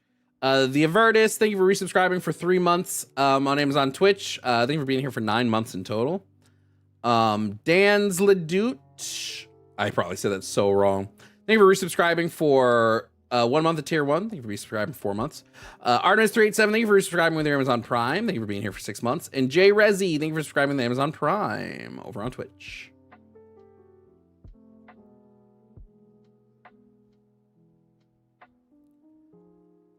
Bro, they just, you know, they just find any excuse in the world to simp for Trump. Spencer, thank you for the Venmo. Said KJ, the word you're looking for is racism. True. They look for any excuse to defend Trump, and it's so fucking weird.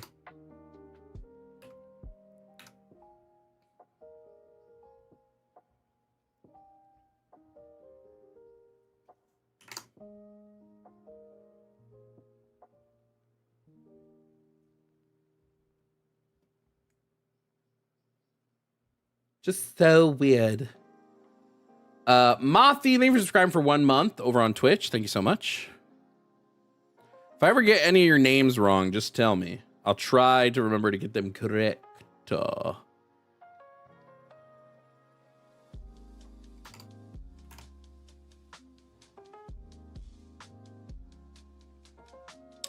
Mira Featherbender, thank you for subscribing for 6 months at tier 1. Thank you for being here for 6 months over on Twitch. Thank you kindly.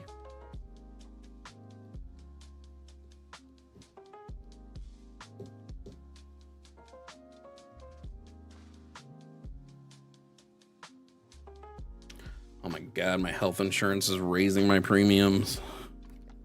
Love it.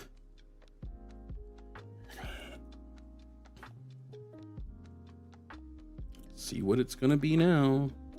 What the fuck do you mean the password doesn't match? What?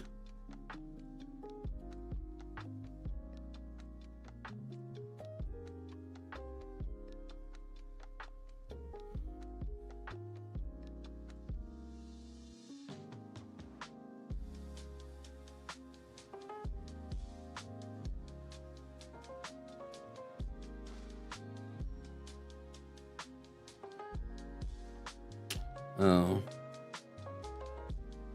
That would explain it, yeah.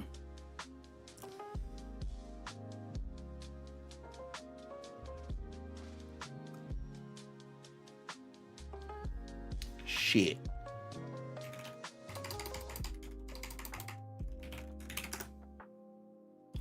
Taylor, thank you for the Venmo. Said, hope you're feeling better. Kinda.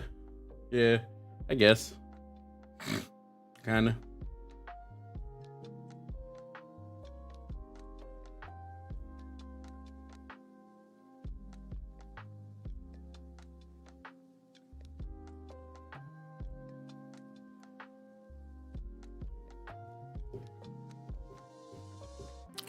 Yeah, the problem is I forgot my password, guys. Change password.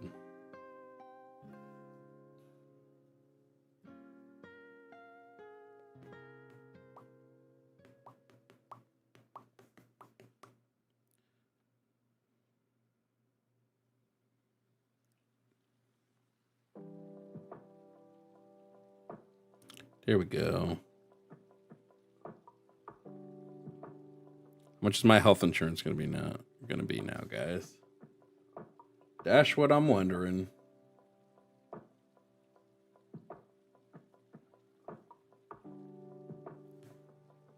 Anyway, we got some people in the calling queue. We're just waiting for screeners to go through.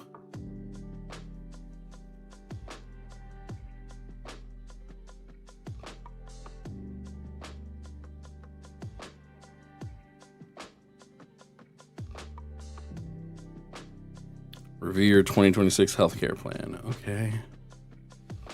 All right. Holy shit, dude. It's literally going up by $200 a month, bro. What the fuck, bro? I hate this shit. No, but yeah, definitely. And my deductible's rising. And my copay is going up.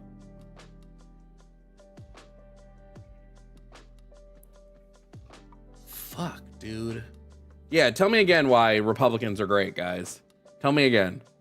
Fucking increasing the cost of literally everyone's healthcare. That's such a fucking great idea, guys. Holy shit, such a great idea.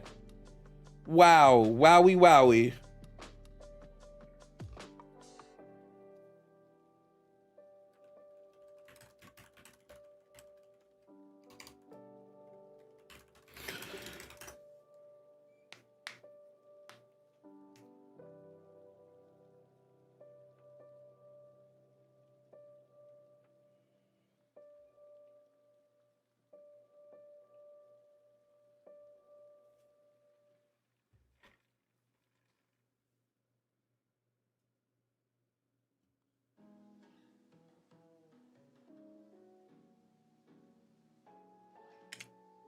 Guess I could just see if there are any other marketplace plans I can switch to, but like I have a doctor that I like right now.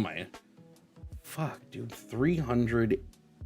It's almost $400. My health insurance is gonna be almost $400 a month. That's just for me.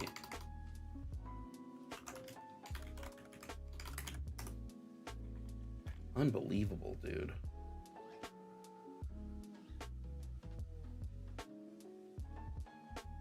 I'm about to just fucking just suck it up and pay it. It's just so annoying, dude. It's the one fun thing about being self-employed. True, blame those 8 Democrats, yeah. It still would have gone up even without the subsidy. I don't know if it would have gone up as much.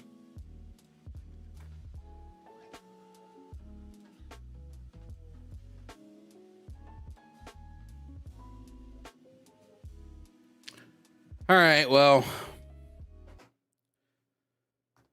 And we're going to bring up the next caller. This is Kimura, who thinks there are good reasons to believe in Christianity. So we're going to find out. Kimura, can you provide me your age and pronouns, please? Yeah, I'm 30 and pronouns are he, him. Okay. And why should I believe in Christianity?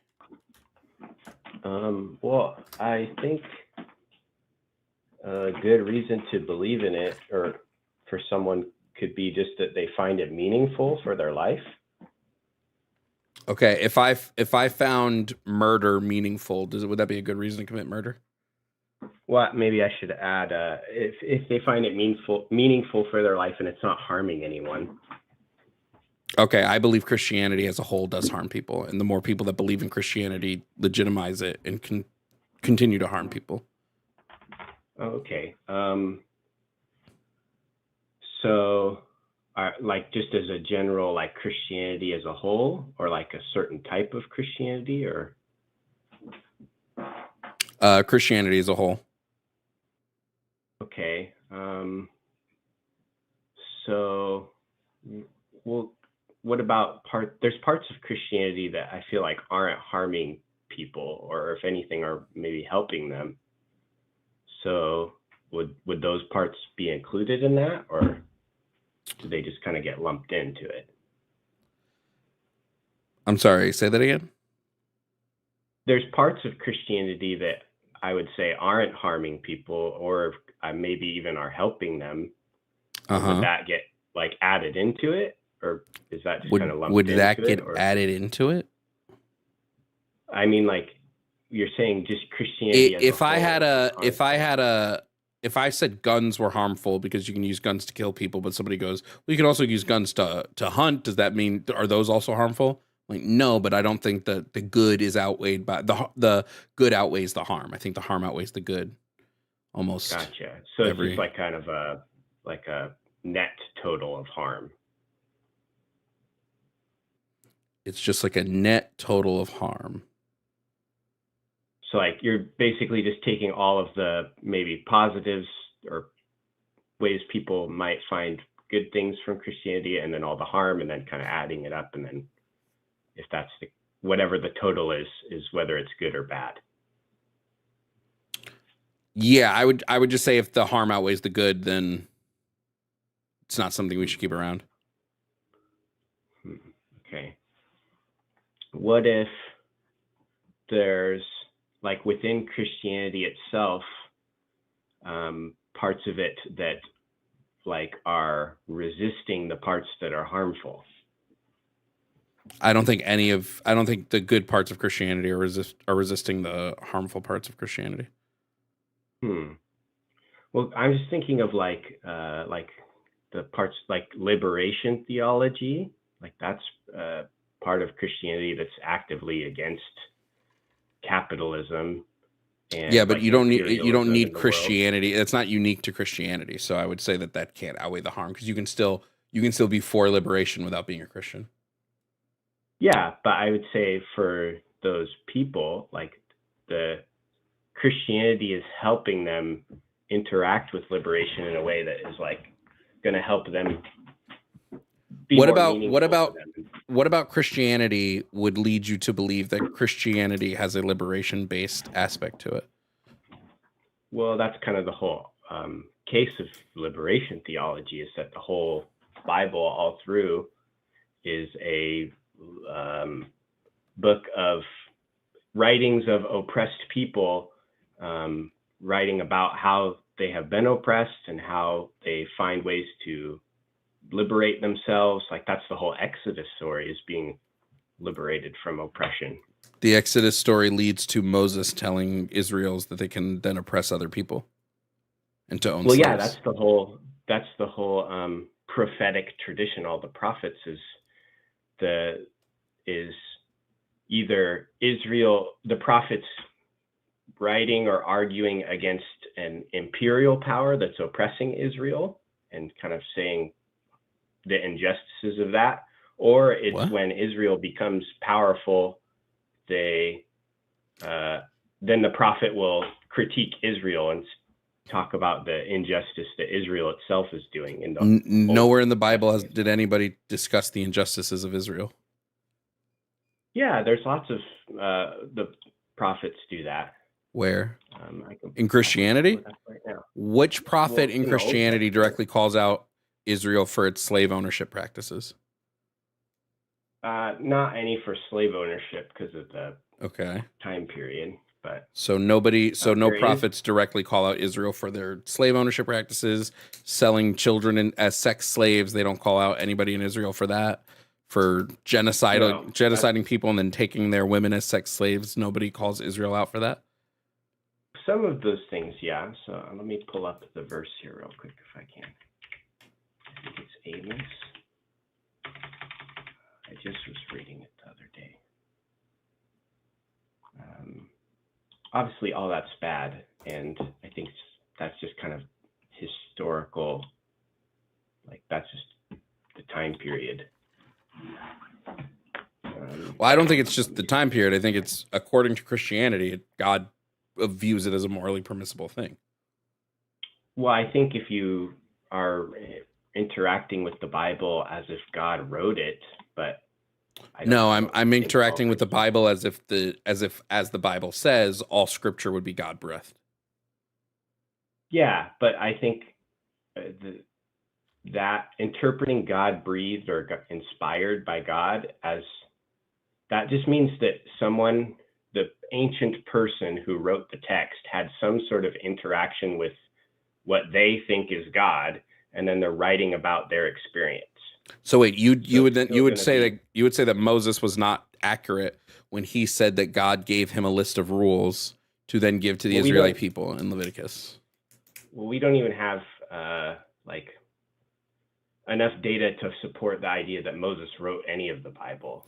Okay, so if you're a real person, so then hold on. So if you're just saying the way you engage in Christianity is just by believing separate of what the religious doctrine believes, then I would just say you're not really engaging in Christianity. Well, no, that's a specific type of Christianity. That's kind of the like what? Evangelical, kind of like fundamental. Where do you get your Christian beliefs from? Like, I'm like a mainline Protestant, so that type of Christianity has a different set of beliefs than like a fundamental. Okay, but where do you get those beliefs from? From in an interpretation of the Bible and from church tradition, but it's a different interpretation than, again, like a fundamentalist or something. Okay. So we're still interacting with the Bible, just not in the way that, like, kind of, I guess, like the typical person that you're probably talked to on here is going to, kind of that dogmatic way. Okay, so just really quickly, when we're talking about the way you engage with Christianity, okay, and the way you engage with the Bible, all right, mm-hmm. In what way, okay, in what way are you? What religious texts do you base your beliefs upon? The Bible, I guess, yeah. Okay. So what parts of the Bible do you discount and what parts of the Bible do you base your religious beliefs on specifically? Well, yeah, so I just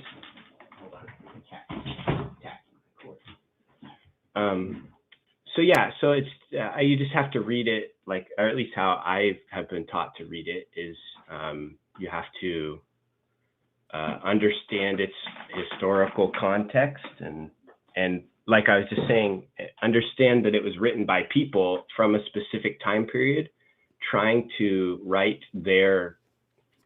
explain their idea of God at that So then time why period. should anybody, well, hold on, why should anybody believe in your religion then? Why, what beliefs, what basis do we have to believe that your religion is true? Like, what basis would I have to believe that the God of the Christian Bible is true if you're saying the Bible was just, I agree with you, I believe the Bible is a parable, the Old Testament was parables trying to tell people how to live their lives and or justify ways that they were currently living their lives. Yeah, but that's a lot of it. That would lead me to not be Christian because I would have no reason to believe this God is real based upon that. What is your reasoning to believe this God is real if not based on a belief that the Bible was real? Yeah, so I think it can kind of get into the weeds a little bit of like how we're defining God and. Well, if you're Christian, you can only define God You're defining God in the way that Christians define God, correct? Well, the different Christians define God in different ways, like throughout Okay, what would be your definition of God? So I kind of like the process theism view of God. So God is kind of to make it simple, God and reality, like the universe, are kind of the same thing. That's like okay. How would any of this relate to Christianity? Yeah, I think that fits with the Christian like worldview, or with however you what? want to say it. Okay, based upon what are you saying that this fits with the Christian worldview? Well, I've read people who have this view, and they interpret the Bible and different parts of the Christian tradition, early Christian philosophers and stuff, and they make the case that this is like a helpful way to interpret the text, and I found it helpful for myself. Okay, do you believe Jesus was a real person? Yeah, he's just. Do you believe Jesus show that he was a real person? Do you believe Jesus was the Messiah? What do you mean by that? Was Jesus the prophet of God? Was he the Son, the Father, whatever you want to call him? Would Jesus fit this mold? I'm trying to think of how to word it. If the answer is not yes, then you're not Christian, my G. That's fundamental belief of Christianity, is the belief in Christ. No, I mean, if you go with a fundamentalist way of understanding Christianity, then yeah, you have to be really strict with what is and isn't Christian. But if you go by like what I would interpret the text to say, then it's just, if you follow the teachings of Jesus, you're Christian. No. If following the teachings of Jesus, you just follow his teachings. Christianity is the belief that he is the Messiah. It's the belief that he is Son of God. Yes, it is. That's what it has always been. What?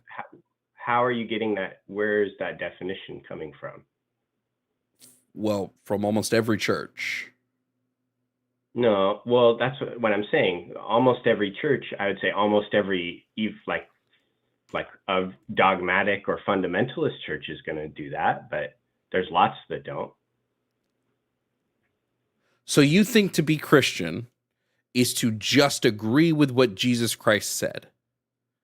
I would say that you have to be not just agreeing with his teachings, but actually like trying to follow them and like do them. Okay. Like, so if we're going literally by what the word Christian means, like a follower of like his disciples were followers of him, that meant they followed his teachings and were trying to do the things he taught and did.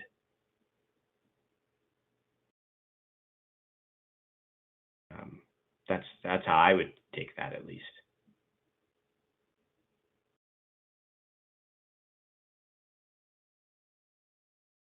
I would agree if we're going with like the kind of typical way of going with Christianity, then yeah, I wouldn't be Christian. I've been told lots of times I'm not a Christian by those kind of fundamentalist type of Christians. Okay, so my issue is, why do you have to be a Christian to believe in these things? The things Jesus spoke aren't specific to Jesus. Yeah. So what's the point of being Christian? I think that's kind of was my initial thought, is it just, if that particular way of following those things, if you find the way Jesus did it meaningful to you, like for me, I grew up in that environment of learning that, and I find that a meaningful way to interact with the world that's helping me and others, then I think that would be a good enough reason to do it or follow it. So when Jesus in the Bible tells people to still follow the laws of Moses, some of which being selling your daughter into sex slavery. Right? Like what would be your response to this? Because I would just say like it looks like Jesus. I just wouldn't interpret it that way. What do you mean you wouldn't interpret it that way?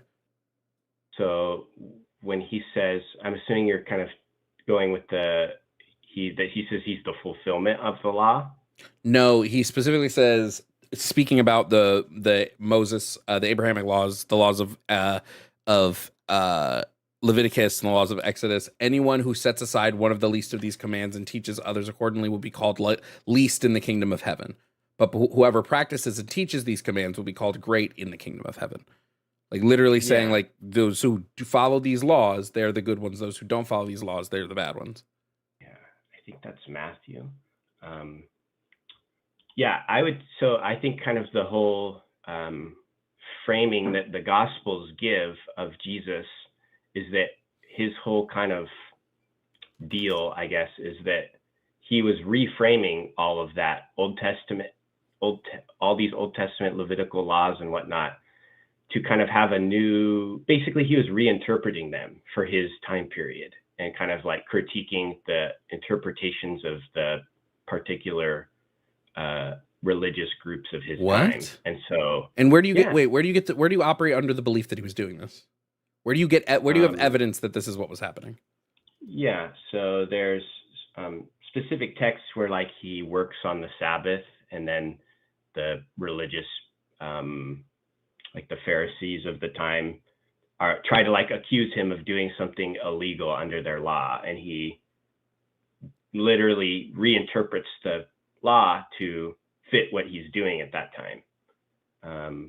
Part of that too comes from kind of our understanding of how the Gospels were written. They use kind of this thing called midrash, which is like they're already creatively interpreting the Old Testament to begin with when they're writing about Jesus, to kind of make the Old Testament more fit their understanding of Jesus. Yeah, I don't fully agree with this. I think it's very clear that Jesus is what's the word I'm looking for?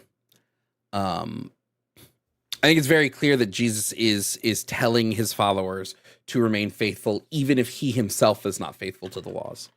I mean, this is why he says, anyone who sets aside one of the least of these commands and teaches others accordingly will be called least in the kingdom. And he doesn't tell people to set aside the rules.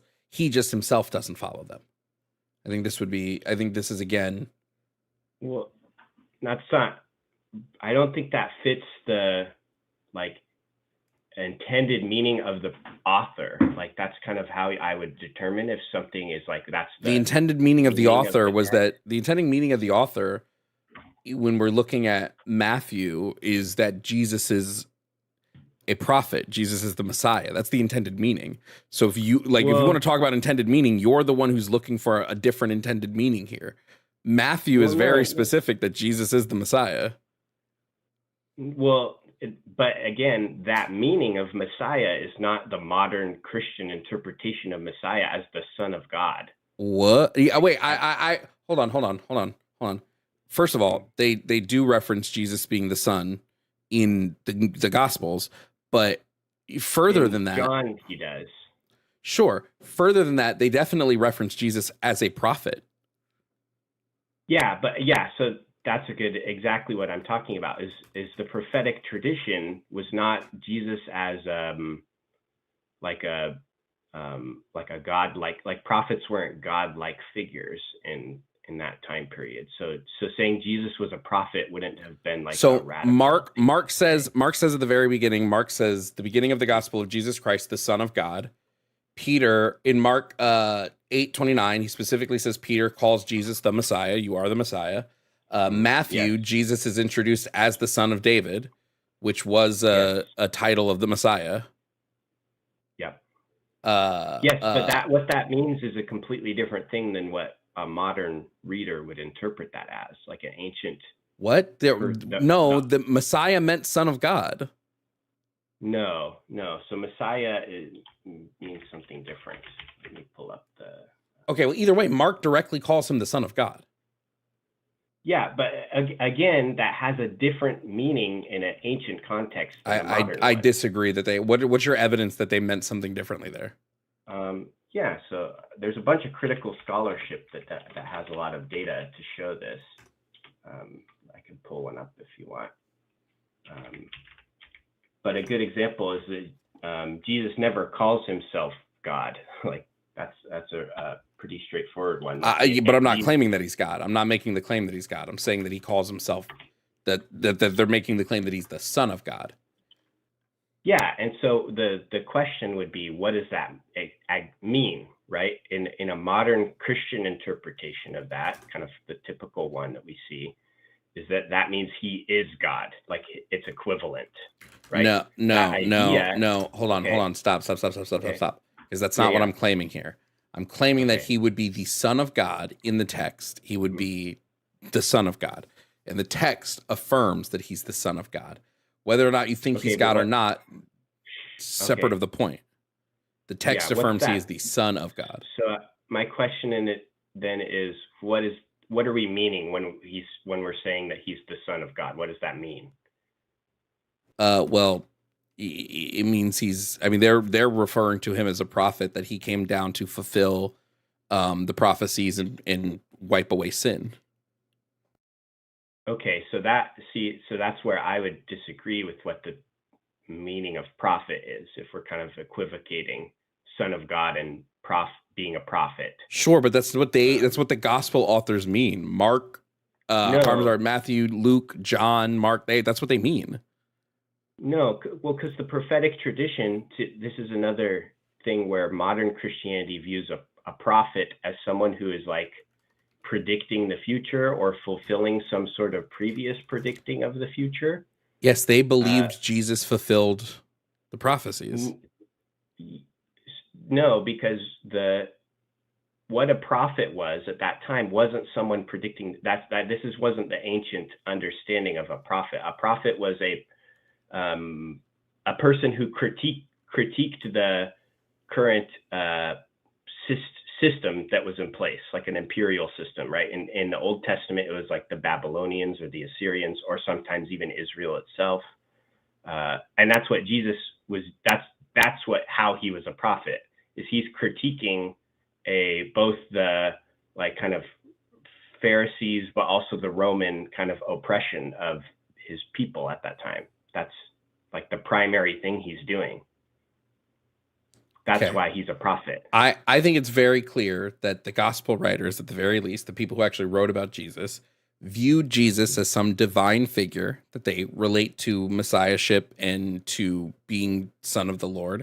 They believed and wrote about Jesus engaging in miracles. They believed all of this. They believed that Jesus would be, that when you died, you would. So I'm what? Well, I was just going to say, I think that you're assuming the beliefs of the author based on like a specific interpretation of the text, right? This is why there's a lot of, again, like critical scholarship that attributes different beliefs to the writers of the Gospels. That they didn't have this, that like, for example, that this belief of Jesus as God, or even kind of son of, however we're kind of defining the term, was a much later development in Christian history, like almost like hundreds of years later. What do you believe that the writers of the Synoptic Gospels, when they claim Jesus performed miracles, do you believe this is them claiming Jesus was divine in any way, shape, or form? I think I interpret it as them using the story of him performing a miracle to convey a specific idea about him. And I don't think the main idea they're trying to convey is like godhood. Do you think that I disagree so much on this, and I think this is not disputed heavily in theist authorship. Do you believe that when the authors of the Gospels write that when you die and go to heaven, you'll sit in at the foot of Jesus and Jesus will make a decision? Do you think this is them describing that Jesus is divine in any way? So So I'm trying to, what passage are you specifically talking about? Because Well, Matthew writes in Matthew 25, I think it is, sheep and the goats, that when the Son of God sits on his throne, he will line all of the people of every nation up into two separate lines. The Son of God, he's inferring is Jesus Christ. Yeah, I think that's a parable. That's trying to convey again a specific. I think the point of that passage is not to convey an idea about a speculation about what happens after you die. The main point of the sheep and the goats is to convey the idea that they should be helping the least, like the oppressed, right? That's the main point of that. I think the common consensus amongst both theist and non-theist scholars are that the gospel writers believed in Jesus Christ and believed that believed in Jesus Christ's divinity. I don't think so. Like, at least from what I've read, the majority of critical scholars. Okay, can you point me to a critical scholar that disagrees with this? Yeah, so there's Dan McClellan, I would say, would be that one. I think Dan, you're telling me Dan doesn't think that the gospel authors believe in Jesus' divinity? Well, yeah, he even said. Okay, well, I'm gonna message him and ask him that, and to find out if he actually does believe you can do that. Okay, cool. Yeah, I don't know. I don't know him personally, but I have a direct line of contact to him. I'd be interested to see what he has to say. Yeah, I think. What was the other one I was just thinking of? I'm forgetting now. I'm having a brain fart. I'll think of it in a second once it comes back to me.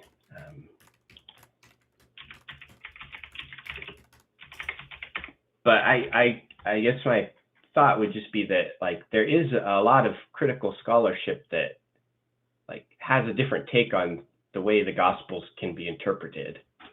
Like, they don't have to be interpreted in kind of that typical... Dan literally has a point on his blog about Jesus' divinity that I'm going to read right now. Okay. Sure.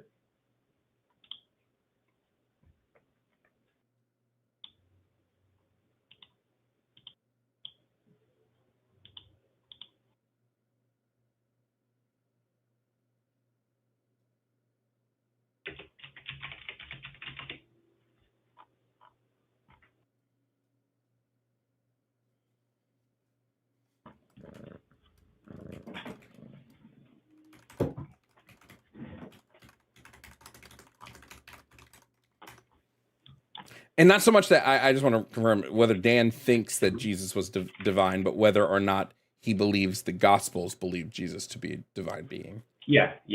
That's kind of the main question. Oh, Bart Ehrman. That's the other guy I was thinking of. Bart Ehrman is another good one.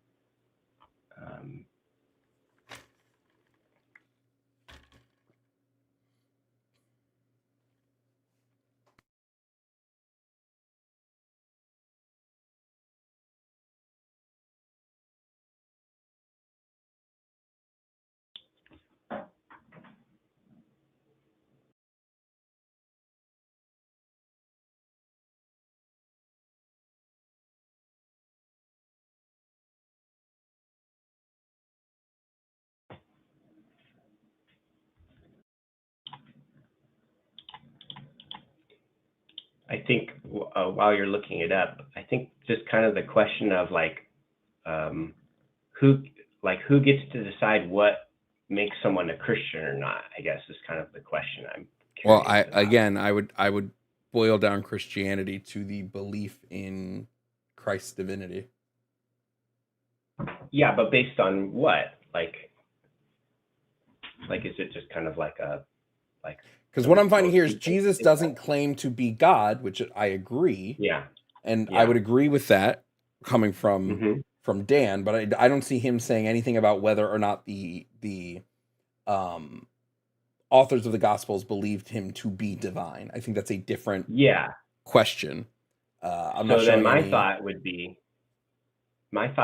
is it, because they're the ones writing these gospels, right? If they believed Jesus was God or divine or however we want to define it, then they probably would have put him saying that. Like they probably would have attributed that to him But from him. Like they would have I had feel like they himself do. identify I feel like that. they do put through his divinity in a lot of different areas. And I think that the question is like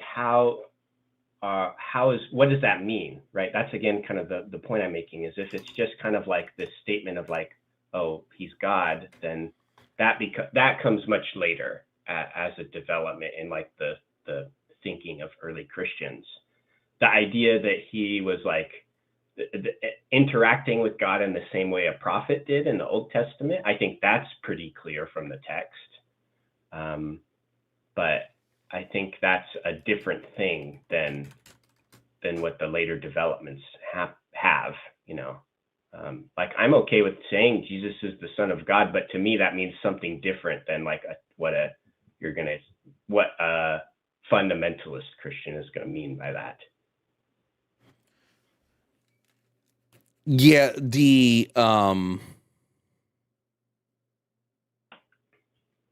my only issue with this is I don't know that we're necessarily saying that they're equal to God, that Jesus was equal to God, and I think I think there can be a very difference about divinity here, at least in the sense of what we're talking about.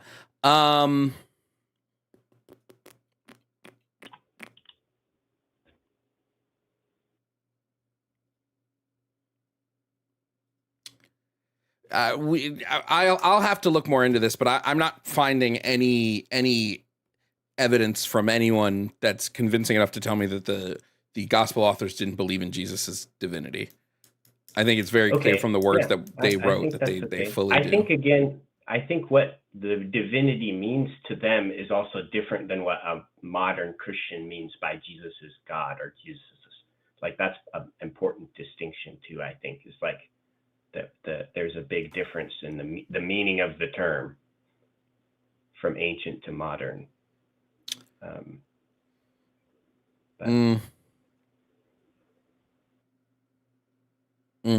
Anyway, I'm gonna move on because somebody does want somebody did pay to move on. So yeah, that's okay. Thanks for letting me chat. Yep, no problem. All right, bye. I don't think there are. I think it's very clear from the way that they wrote about Jesus that they believed in his divinity. I don't know. I think it's pretty.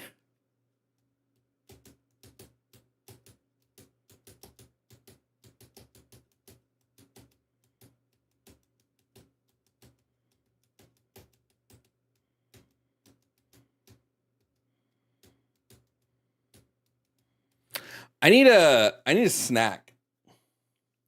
So I'm going to go on a quick break, grab a quick a snack, like 5 minutes, not even.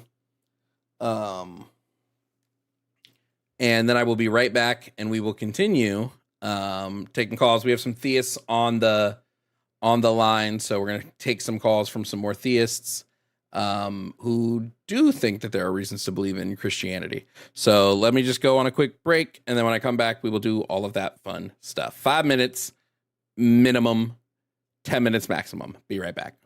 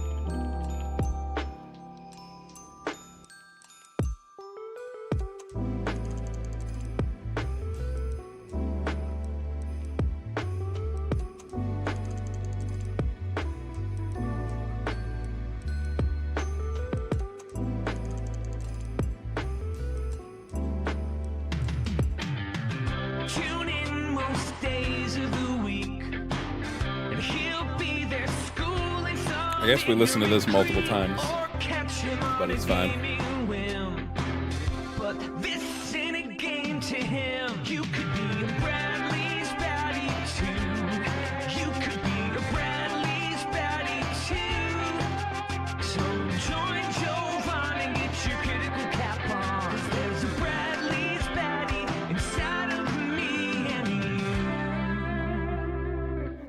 I really need to make a list of things I need to do, and that is fix my be right back and come back screen and stuff.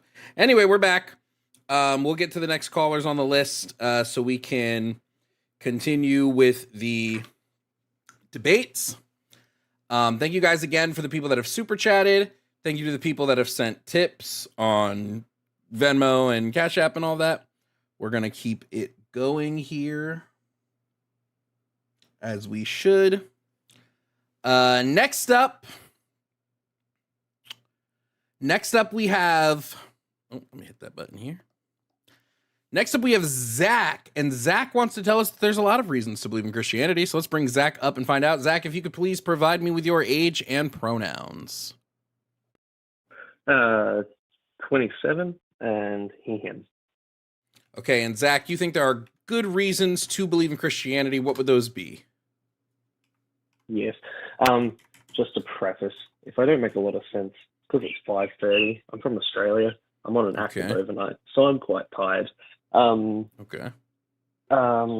Yeah, so just to preface, I think a lot of people focus on the negative things that have come out of Christianity. And not even of Christianity, of people twisting Christianity to suit them going out and doing something bad. Whereas I think when you actually look at the Bible, what it actually teaches, it's not bad for humanity to follow it. Of course, nowadays with people believing a lot of things that aren't, biologically true, or, go against biologically what we're meant to be doing, which I don't really have a strong opinion of either way.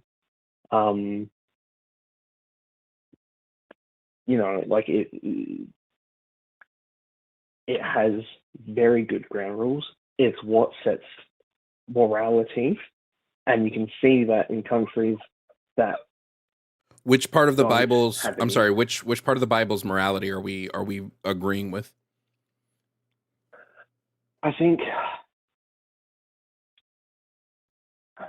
so. I disagree with what the last caller said, where Jesus came and basically changed all the Levitical law. He never changed the Levitical law. He came. He even said he wasn't here to change the old law. So that would be the moral law that humanity should live by. Okay. Why should I believe in a moral system that says it's okay to sell your daughter into sex slavery? Okay, I want to know where that is, because I hear it's specifically where the Bible. I'll pull it up. The Bible specifically talks about what happens to Israeli servants and Israeli slaves after 7 years, and it says that. Yeah. Let me pull it up. You able to give me the verse? Sorry. Yep. Hold on.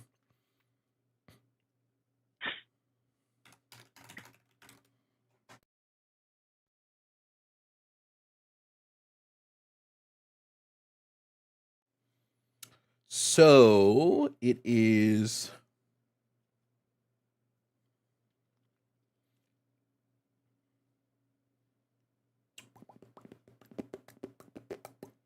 Exodus 21:8.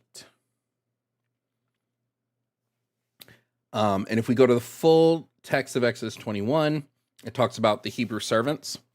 So it talks about how if you buy a Hebrew servant, he is to serve you for 6 years, but in the 7th year he shall go free. So it talks about how, they go free if they're males.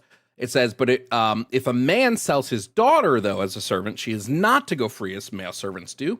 But if she does not please the master who has selected her for himself, he must let her be redeemed. He has no right to sell her to foreigners because he has broken faith with her. If he selects her for his son, he must grant her the rights of a daughter.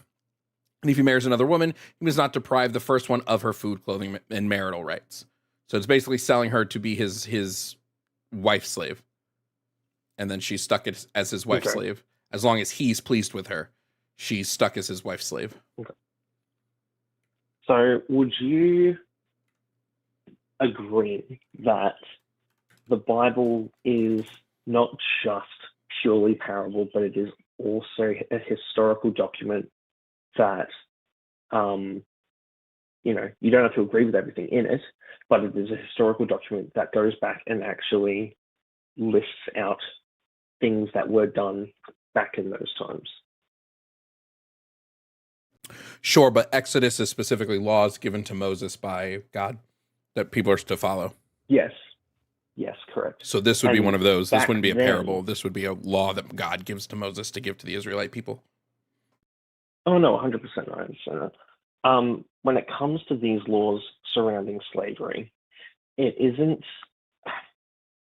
Yes, God could have turned around and said, absolutely no slavery whatsoever, none at all. And that would make it a lot easier to defend this sort of crap in the Bible. But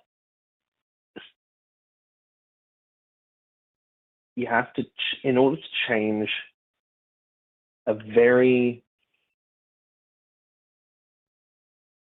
you need to change things in steps, if that makes sense. Like, you can't just go from one thing straight down to nothing. Why did he not change in steps the eating of shellfish? He just told them, don't do that. Well, Jesus did actually come and, basically was like, oh, the meat is clean. What are you talking about? Like, it gets cleansed through. No, but prior to this, in Exodus, or in Leviticus, God literally goes, don't eat shellfish, but he can't tell them don't own slaves. Well, slave ownership was, one, it was different. It wasn't the sort of slavery of the the South. In Exodus, God affirms that a slave owner can beat their slaves as long as their slaves don't die. That it's okay to beat your slaves up until the point of death as long as they don't die. That seems pretty brutal of a slave. So even if it's different, that seems pretty brutal of a slave ownership, right? Yes, it does seem pretty brutal, but a lot of slaves,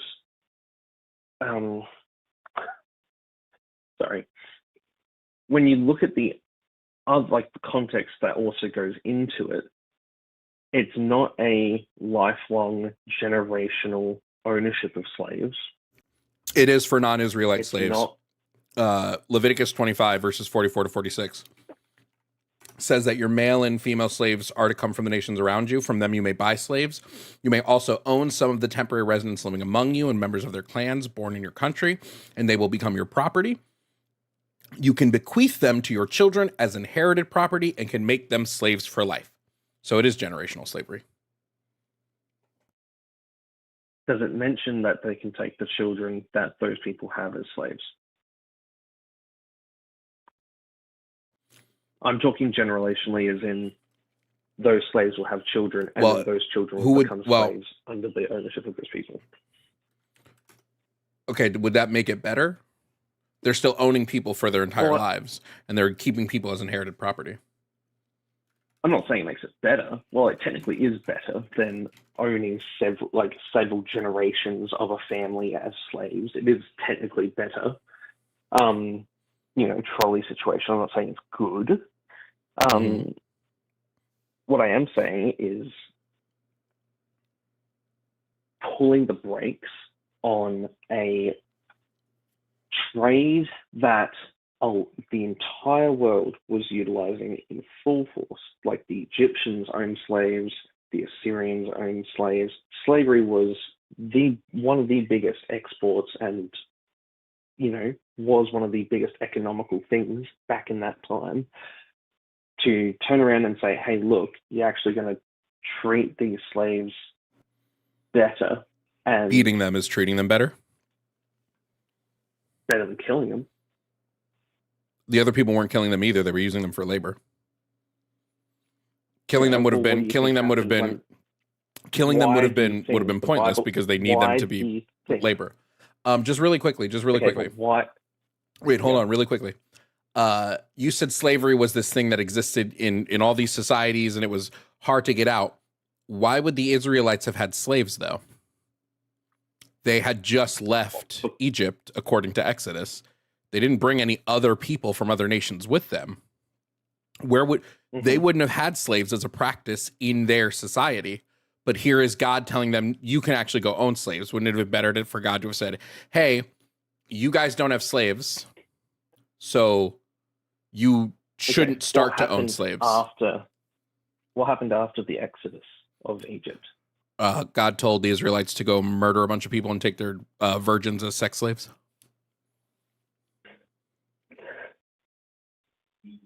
Are you talking about the siege of Jericho? Is it Jericho? Jericho? This would be the Midianite people.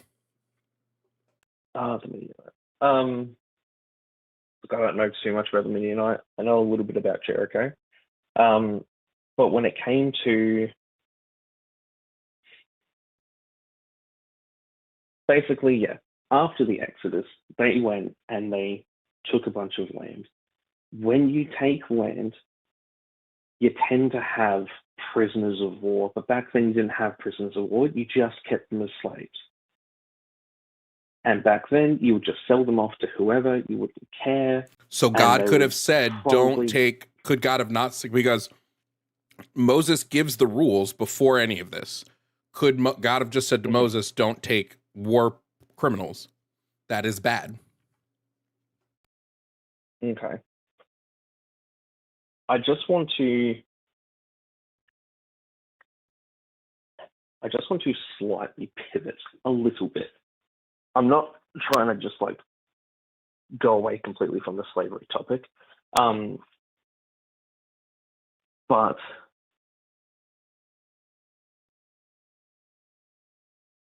sorry, I'm just trying to think. My brain's a bit slow today.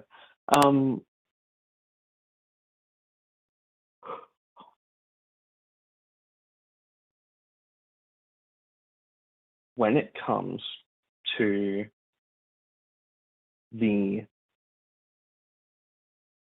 point that I called to make, which was Christianity has been in the past used for things that aren't good and been twisted for things that aren't good, such as things like cults and, debatably the Crusades.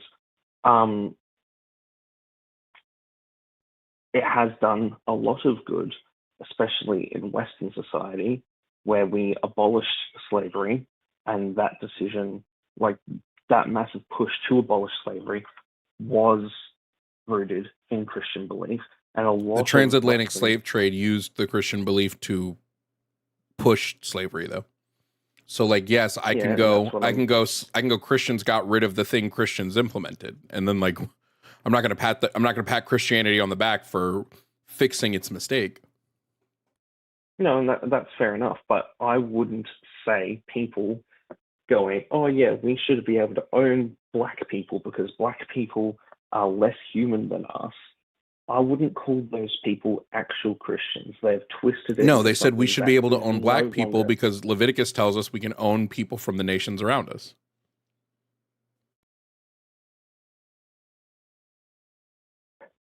But when you look at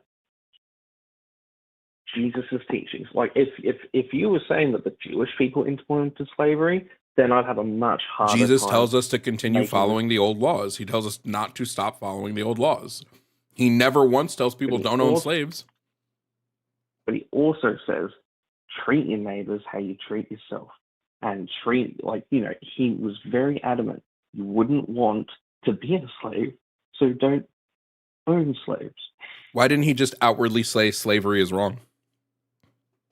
Because the reason he spoke in parables and the reason he sort of went around issues indirectly pointing to them was because he had to be able to preach his gospel without just immediately getting killed by the Jewish people and immediately just getting strung up by the Romans.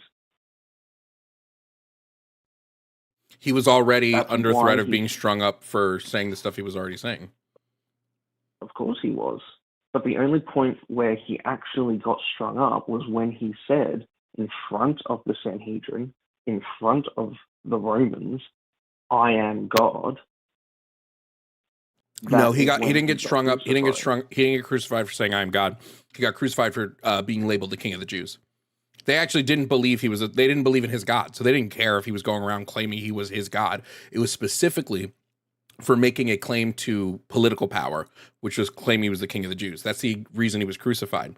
But Jesus outwardly tells us, Jesus outwardly tells us a lot of sins not to do. He outwardly says that you shall not commit adultery in Matthew 5:27-28. He says, you have heard that it was said, you shall not commit adultery. Like he says that, and then he says, but I tell you that anyone who looks at a woman lustfully has already committed adultery with her in his heart. Like he outwardly goes against these things all the time. Why didn't he just outwardly say slavery is wrong? I don't know. That is a good question. I think it's because he didn't believe slavery was wrong. And then you have Paul, who went first and was the first person to write about his teachings. And Paul outwardly tells people that they should, that slaves should obey their earthly masters. Not saying that, hey guys, I talked to Jesus's ghost and he actually told me slavery was wrong. No, it's slaves. You need to obey. So here's the thing. While Jesus didn't explicitly condemn slavery, a lot of his teachings aren't compatible with slavery. So if you're to follow Jesus's teachings, you're not going to own slaves. Which teachings specifically are incompatible with slave ownership?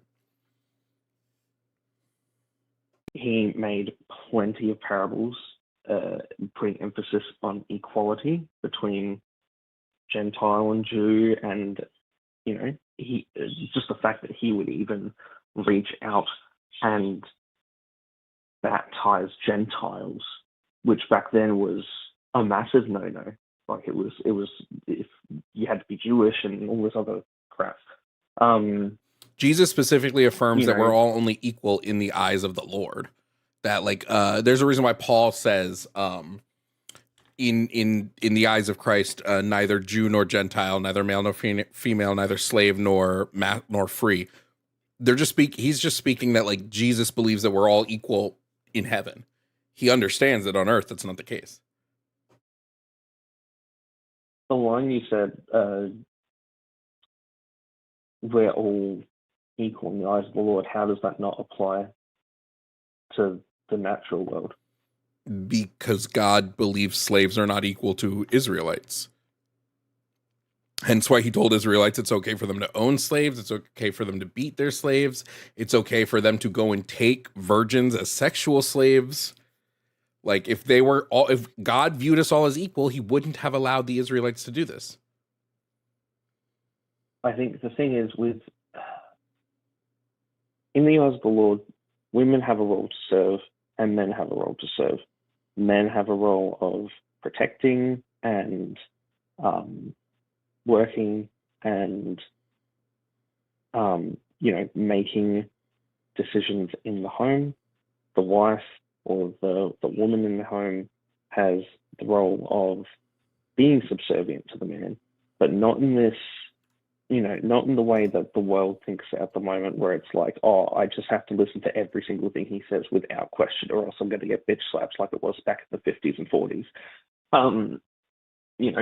That's an instance there of Christianity. Hold on. I'm just confused. What does this have to do with Moses specifically commanding under the Lord's purview for the Israelites to go and genocide a group of people and take the virgins as sexual slaves? Because I have not researched the sexual slaves. I've only done research into the slavery that was more so basically. So really quickly, Numbers 31:15-18 talks about the slaughter of the Midianite people, and Moses says specifically, now kill all the boys and kill every woman who has slept with a man, but save for yourself every girl who has never slept with a man. Why would they be saving the virgins for themselves?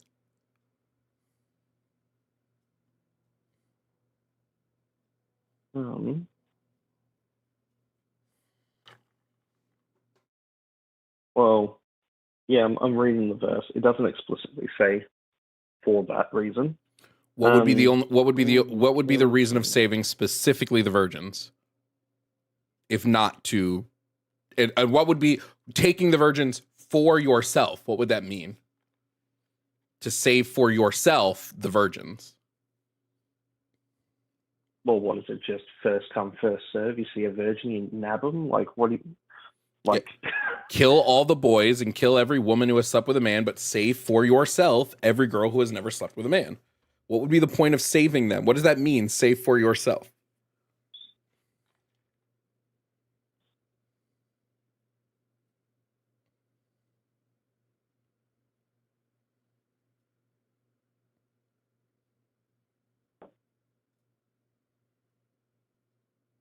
Sorry, I'm just looking up some stuff so I can get a bit of a better grasp on this point.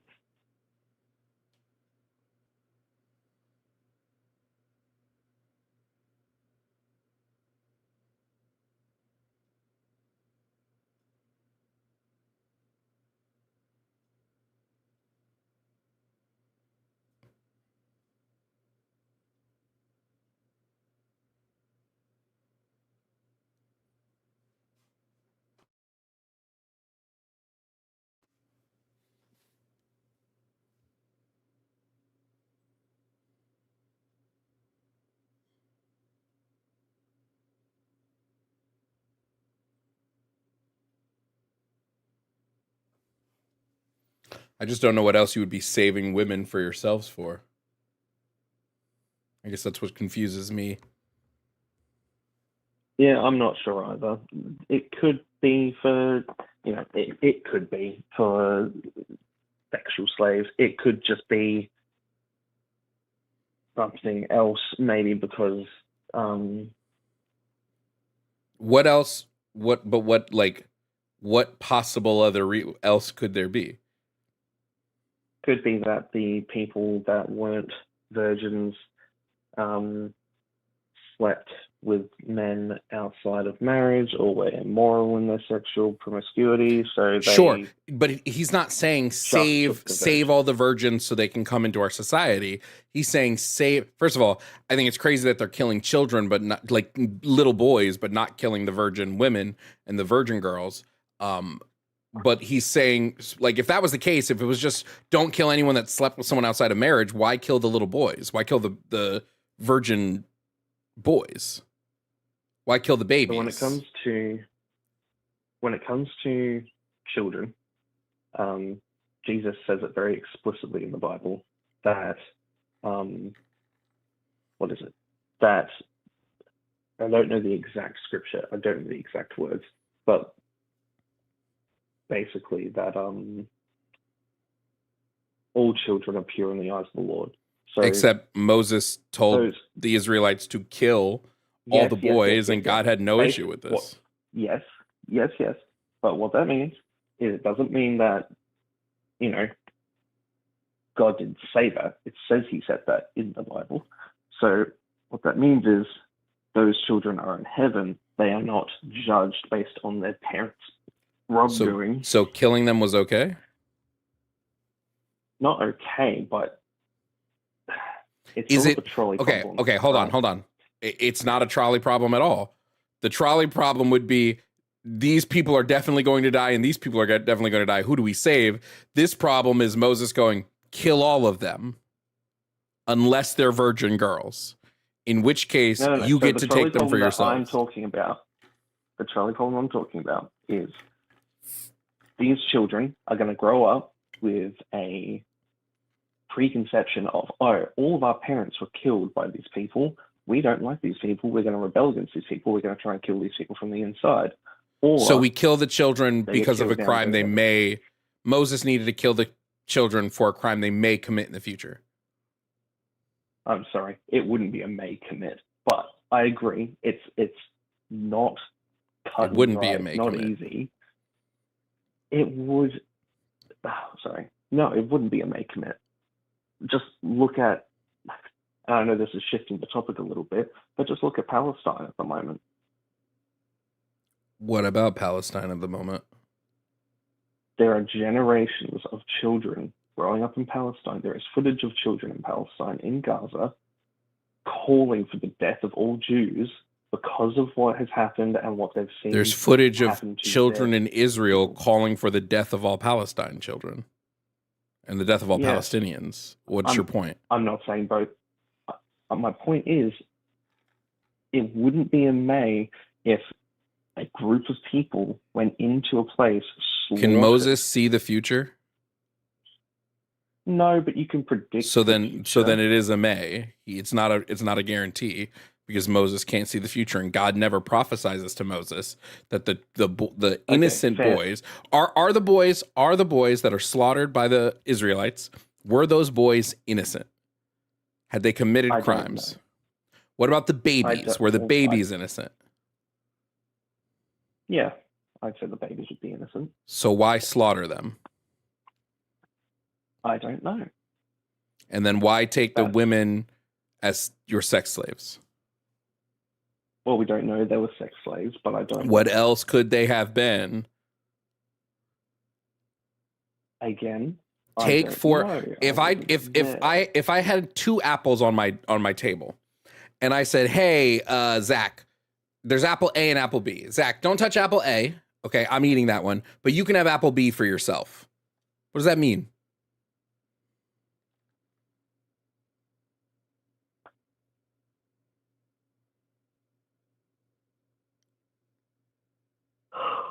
Yeah, that's fair.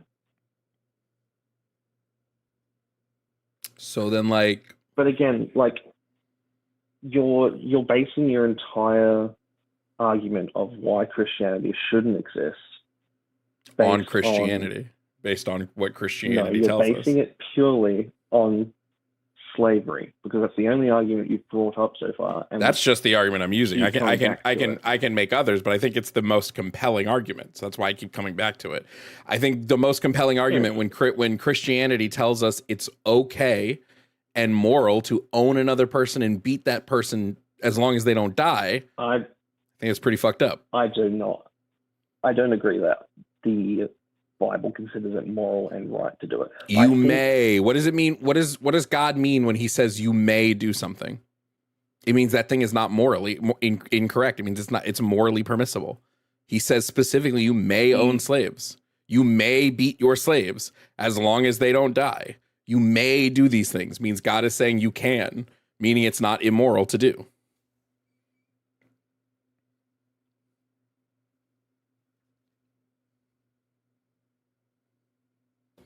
But that's I mean, sit with that maybe, and maybe in the future you'll realize, oh shit, I was wrong. There's slavery, and the Bible says it's okay. Maybe you can call back at a later date, Zach, and tell us. Thanks for calling. Thanks for playing the game. Shout out to Cassandra Snow and Music Sheep for the pay to move on.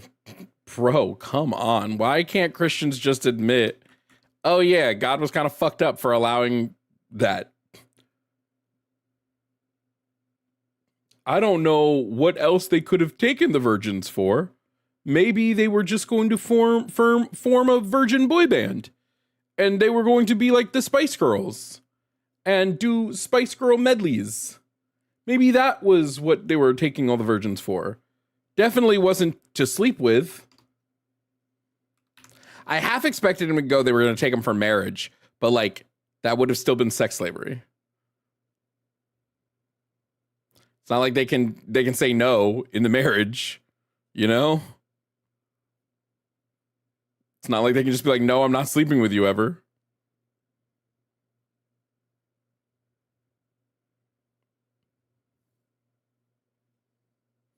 Oh, the Epstein file vote is happening right now. Let me just pull it up and have it in the background. And once we get the full vote count, we'll see.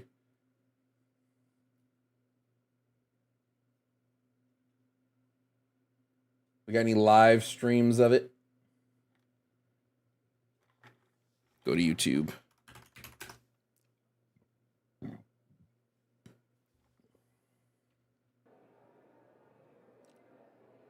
$37 Republican yays, 48 Democrat yays, 85 in total.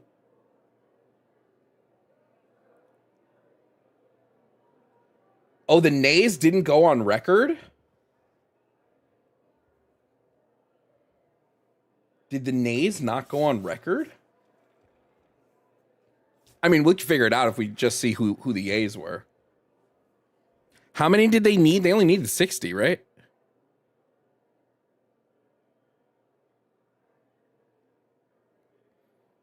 Or is that the Senate? The Senate would need 60.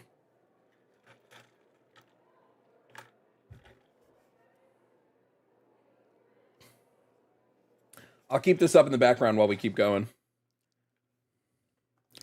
All right, next up, we're going to bring our final caller of the day. This is Donna. Donna thinks that the Christian God is real, is not evil, and says they know their biblical lore. So maybe Donna will be able to tell us why God allowed the capture of virgins for sex slavery. Who knows? Donna, welcome to the show. If you could please provide me your age and pronouns, please. I don't use pronouns. I've had children. Let's just put it that way. So I'm sorry. But wait, I'm sorry, Donna. The rules of the show are that those are the 3 questions I ask, and they need to be provided to move on. But it's weird you said I don't use pronouns because I is a pronoun. Okay, so what pronouns do you use as a woman? A woman. That's all I am. I'm a woman. This is Donna. Woman went to the doctors yesterday. Did that make sense? Did that make sense as a sentence that I said in the English language? Well, using pronouns doesn't make sense. He, she, they, them. I mean, what? He and she doesn't make sense. Yeah. Yes, we are quite literally talking to a crowd, Donna. There are like over 1,000 people watching us right now. But when you say your pronouns to somebody, like when they say, "Oh, I'm they them," well, where's the rest of you then? They them has been a singular pronoun since the 13th century, Donna. Oh my gosh. I'm not. I hate to break it to you. Shakespeare was using they, them as a singular pronoun. I really don't care. Y'all can say whatever you want. I'm just a woman. That's what I am. So what pronouns do you use, Donna? Okay. Woman / of God? I don't use a pronoun. I is a pronoun, Donna. So you keep using pronouns to tell me you don't use pronouns. Okay, do you want to argue about the English language or do you want to argue? I have 3 questions that I ask everybody at the start of the show. Those 3 questions are required. And you've been sitting in the call long enough to hear me ask those questions to other people. So then answer the question. What are your pronouns? I'm a woman. So what pronouns do you go by, Donna? Otherwise, I'm going to just assign pronouns to you. Okay, assign one to me. Okay, great. This is Donna. He is here to talk about God. So Donna, welcome to the show. Donna, you think that you can prove birth for children? Yep. You would not give me pronouns, so I assigned pronouns to you. Your pronouns are he, him. Thank you for joining the show, Donna. What is your evidence that God is real?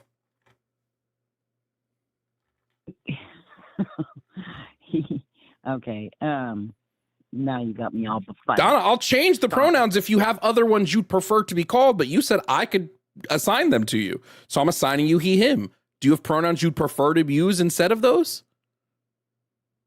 Yeah, just a woman. I'm a woman. Woman is not a pronoun in the English language. Unless you use neopronouns, which would be very progressive of you. Are you a member of the LGBTQ community? She, her. Oh, she, her. Oh, damn. 3 minutes of my life I'm never getting back. Okay, great. Donna, she, her, 62. Donna, do you have evidence God is real? Yes. Okay, what is it? Well, are we talking about Jesus and and how he is the Son of God. And I have no reason to believe Jesus is the Son of God. I do believe Jesus of Nazareth as a human probably existed. He meets, in my mind, the criteria of any ancient figure. I don't believe there's any truth to the mysticism claims of Jesus Christ. okay, Jesus called the Son of God primarily because he is considered God in human form. He was conceived by the Holy Spirit. Okay, what's Now, your evidence of this? This title, it signifies his divine nature, his authority, his unique relationship with God the Father. What is your rather evidence than a that he has biological divine father. authority? Well, Jesus and the Son of God, because he's God made manifest in the flesh, and he was conceived in the womb of a virgin. What Mary is your evidence that he was conceived in the womb as to Mary as a virgin? Because my Bible tells me so, and I believe it. Okay, so you use circular reasoning to come up with your beliefs. The Bible tells you that this happened, and instead of looking for evidence of this outside of the Bible, you just believe that the Bible said it. That would be a circle. The Bible has made a claim that this happened, and you believe that claim with very little evidence. There's evidence all throughout the Bible. The Bible is making the claim, not the evidence. Did anybody who wrote the Bible see Jesus's birth? Yes, the three wise men. The three wise men didn't write any of the biblical books. The three wise men did not write a single one of the books in the Bible. They didn't write a single gospel, a single verse. So I don't believe the three wise men existed.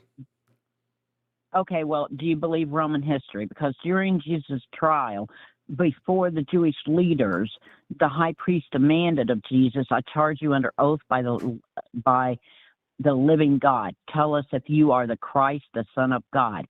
And that's Matthew 26. There are zero living records in the Roman, because Romans were very good about keeping historical records. It's how we know a lot about Caesar. It's how we know a lot about other Romans. There's not a single current existing. About who writes there history? isn't a single. Whoever won. There isn't a single Roman record. Romans wrote records about the people they killed all the time. There's not a single Roman record from Rome that verifies that Jesus existed at all. They did not write. They have no legal records of Jesus. Now, there were people who existed around the time. Pontius Pilate didn't exist. Pontius Pilate did not write a single written record about Jesus Christ. But he did write to Caesar about Jesus. No. And the problem that he was having with the Jewish we people, have no records. We have no records of Pontius Pilate writing. We have no records of a letter Pontius Pilate wrote to Caesar about Jesus Christ. Yes, the Jewish leaders responded by accusing Jesus of blasphemy. Later, before Pontius Pilate, the Jews insisted we have a law, and according to that law, he must die because he claimed to be the Son of God. Now, he proved that he was there is zero, Donna, there is zero corroborating evidence to suggest that this actually happened because we have no records of these letters anywhere. They don't exist. We didn't even know Pontius Pilate existed until we found the Pilate, I think it was like the Pontius tablets or whatever it was called. We didn't even believe, most people didn't even believe he was real until that was found.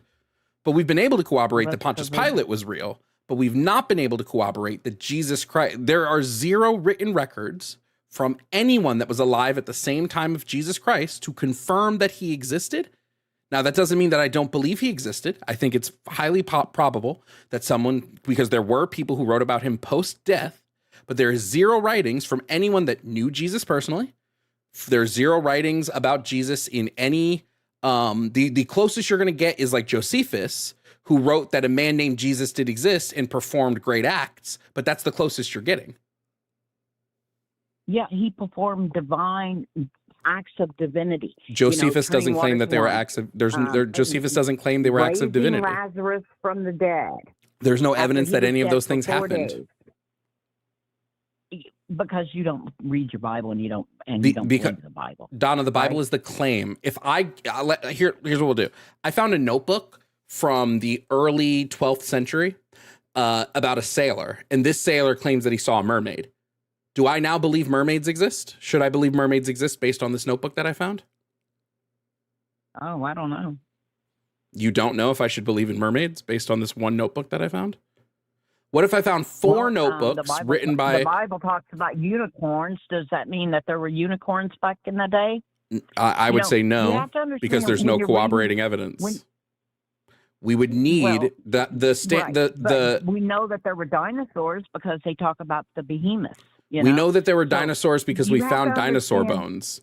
We have corroborating evidence. You're going to keep talking over me? Donna, we know there were dinosaurs because we found the evidence of dinosaurs that exists outside of the Bible.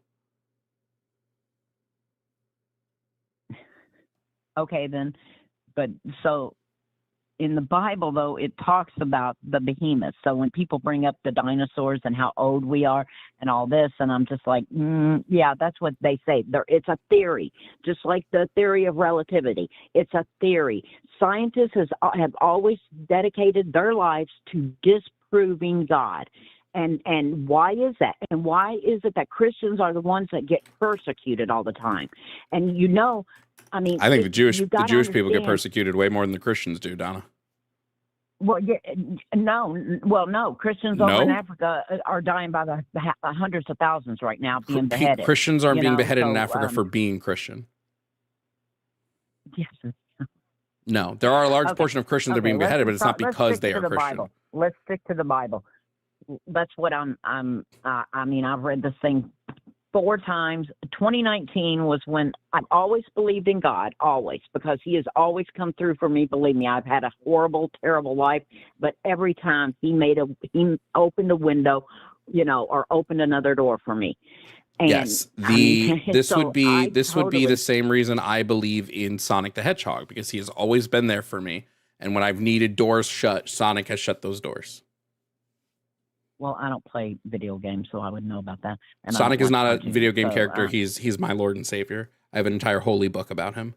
And that holy book was written thousands of years ago and tells me that Sonic the Hedgehog existed and that Sonic the Hedgehog performed miracles. Lying. Now you're just making stuff up. Prove I'm wrong. My book says I'm right. The hedgehog wasn't even around until the modern video game. The modern video game of Sonic was based on this religious text. They based it on that. Well,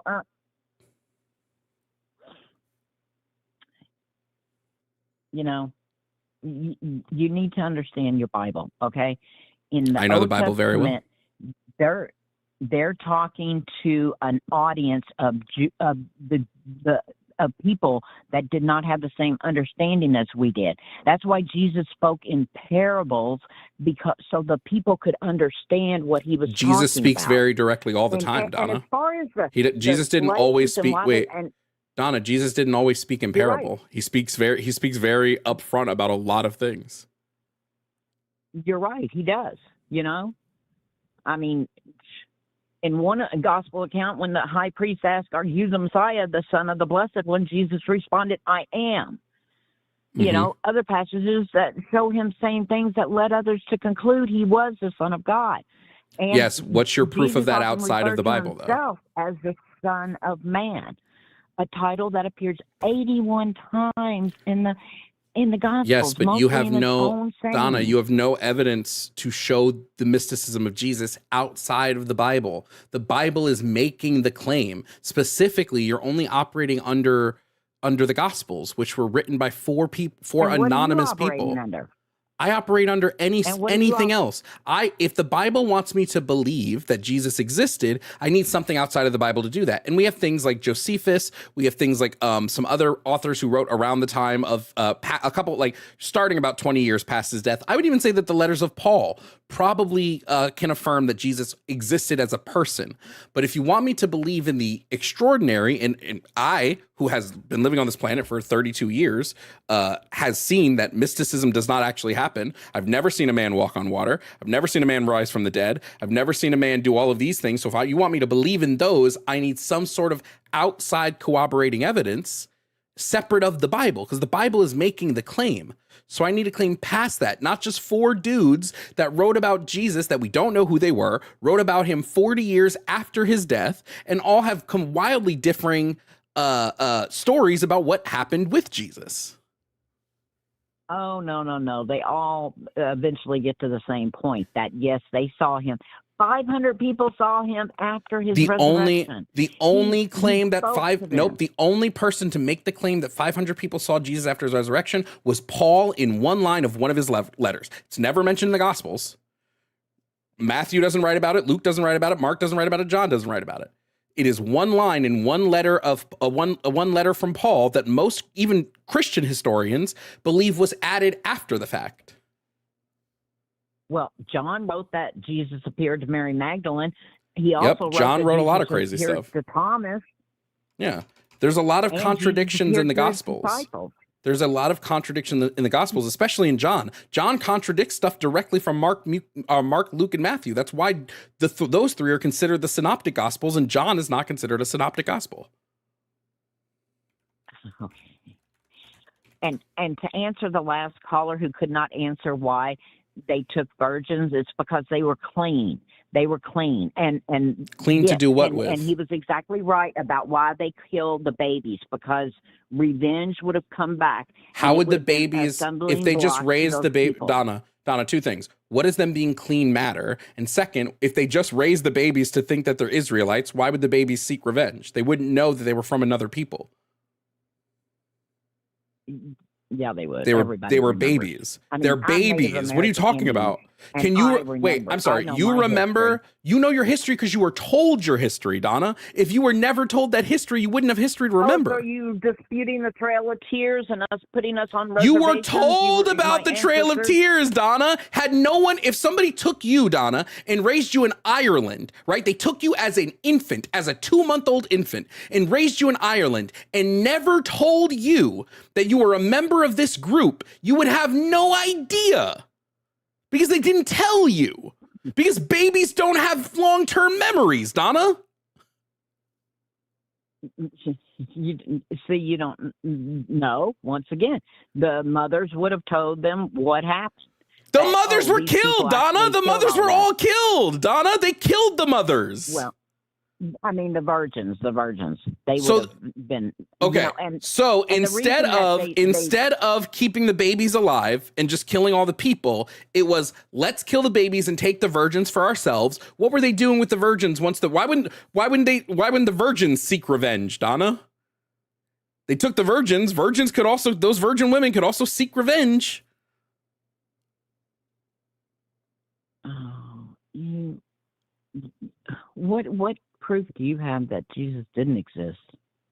I've never made the claim Jesus didn't exist, Donna. Didn't make the claim. Well, it sounds like it to me. No, I've not once made the claim that Jesus didn't exist. No, I'm an atheist. God has fulfilled every promise, every prophecy that was, even like, if you know, Abraham and his son, he had 2 sons, Isaac and Ishmael. Now, Ishmael, he was born of the flesh with the servant Hagar, the Egyptian. And then Sarah had Isaac, who was born way past childbearing years. They were like 100 years old. And then Isaac. What's your proof that happened, Donna? What is your proof that happened? The Bible. Right. I read the stories. Yes, Donna, the Bible is making the claim. It's not the evidence of the claim. It is the claim. It is just telling you that this thing happened, and instead of looking for evidence that was it. And that's exactly what the Muslims say. Oh, well, Ishmael talked to Muhammad in a cave. And I don't believe in I believe Muhammad probably was a real guy. I don't believe that he was divine. I don't believe in any of the divinity in the Bible. I don't believe in any spirituality whatsoever without proof that you don't have. And you've moved on to this other thing instead of telling me, Donna, what was the purpose of them taking the virgin girls? Because they were clean and they wanted. They wanted to what? They wanted to what with them? What did they want to do with the virgin girls? And so they wanted them as sex slaves. They wanted them as sex slaves.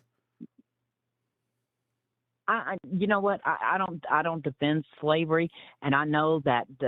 And I'm a Southern Christian, you know. So, and I know and my ancestors actually owned slaves too, you know, on both sides of my family, which is a horrific thing for me to find out. But yeah, and I know that they tore pages out of the Bible and they taught the slaves Christianity, but they tore out pages where like it's condemning slavery. You know what I'm saying? Donna, And there are zero pages in the Bible.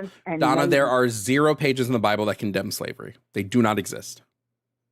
The closest you're going to get is the Bible's defense on kidnapping. But when it's talking about kidnapping, it's talking about kidnapping Israelites. There are 0 pages in the Bible that tell us to not own slaves. They do not exist. But there are multiple passages in the Bible that tells us not only that we can own slaves, but how those slaves should be treated, how you can beat those slaves, how you can sell your daughters into sex slavery.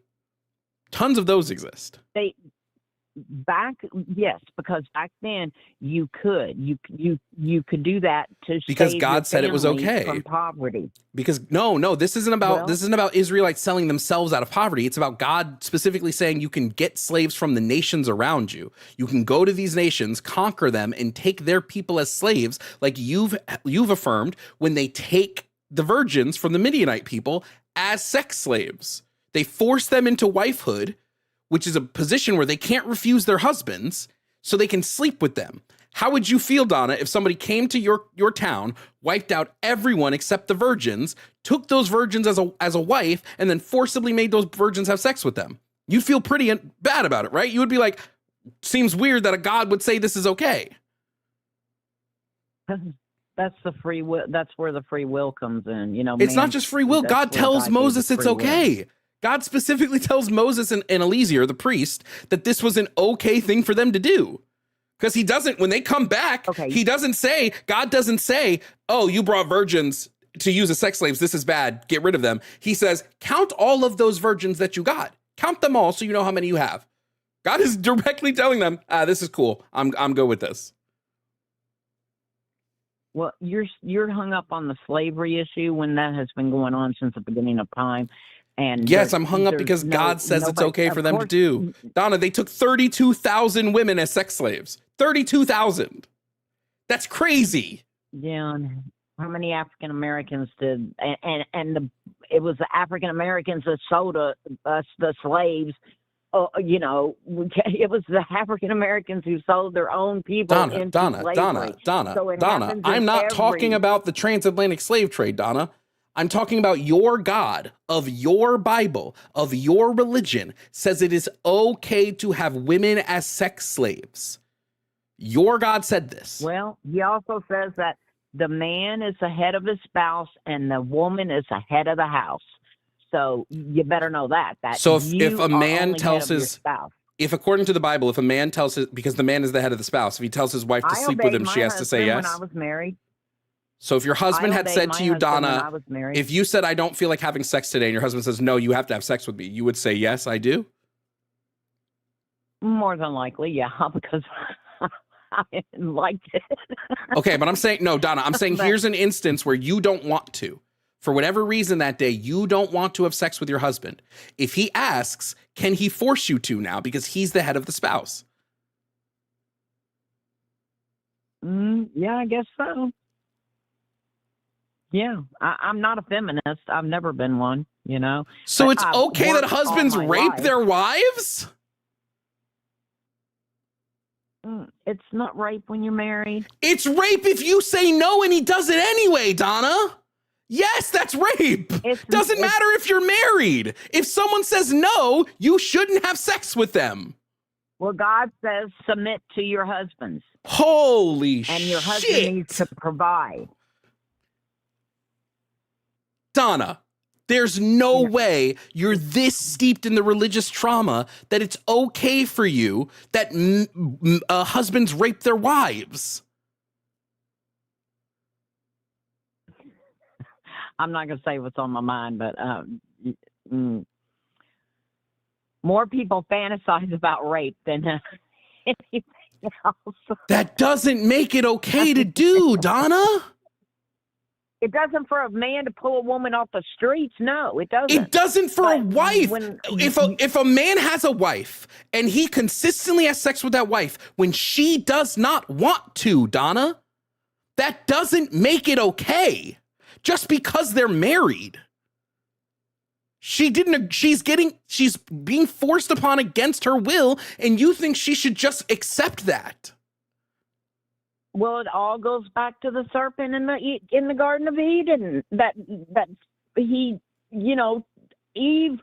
We've had to suffer through painful childbirth, periods every month, and all that, and it all goes back to us being deceived, and then us getting. So that means Adam women deserve to be gotta raped get by out their of- husbands? That means that it maybe not deserve, but that means you're saying that if a woman's husband wants to have sex and she doesn't, she should just give in and get rid of her consent and allow him to just do whatever the fuck he wants to her? Not as long as it's not hitting and all that, yeah. God says Okay, submit to your husband. Donna, I need you to. I don't know if you will. You're 62. Maybe it's too late. I need you to analyze what the fuck you just said, because that was actually insane. That was like insane to another level. Like, I've talked to a lot of people. It's not funny, Donna. You're literally saying women should be. You know what? I'm just gonna move on. You laughing at women get in marital rape is fucking crazy, Donna. I hope you go where the good Lord, if he exists, is probably gonna send you, and that's straight. What the fuck?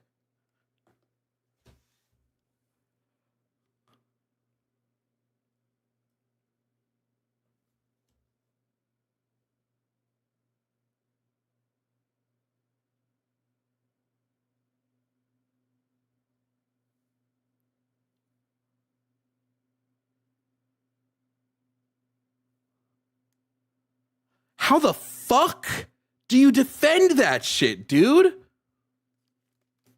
I don't give a fuck if you're married. If someone doesn't want to have sex with you, you don't force them to have sex with you.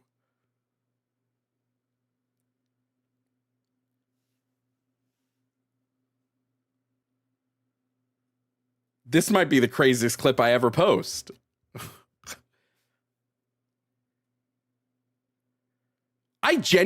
I'm thinking back about a lot of callers I've had. I don't know that any of them were that bad.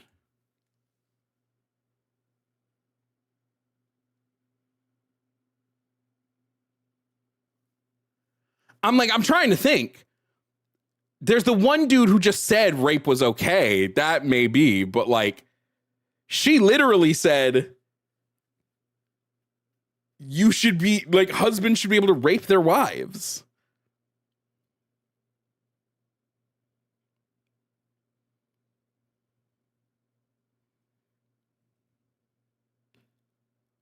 Wow.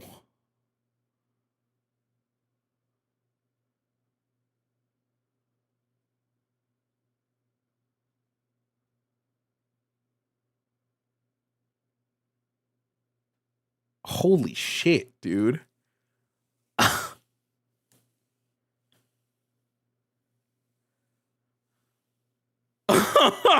What the fuck, bro?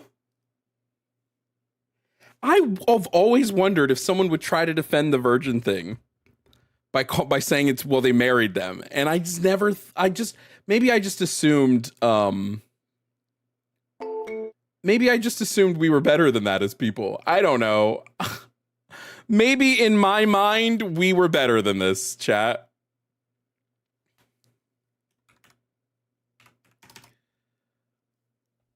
Wow. I get some fucking insane callers, dude. That video might be up tomorrow. Like, I might push that as one of tomorrow's videos, because holy shit.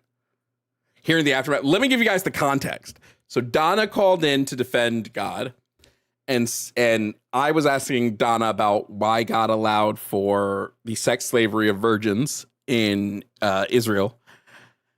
And Donna said, well, they might have made them husbands. And I was like, that doesn't make it any better. You know, if their husband are forcing them to have sex with them, that's still rape. And she goes, well, women are supposed to submit to their husbands.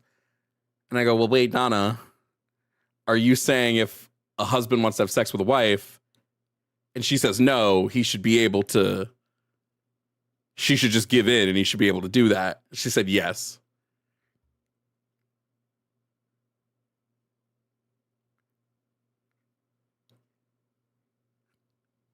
She said yes. And then she laughed about it. Look, if she has some unpent up trauma that's like causing her to laugh, that's fine, I guess. But like, dude, I think Donna beats Sabrina for sure.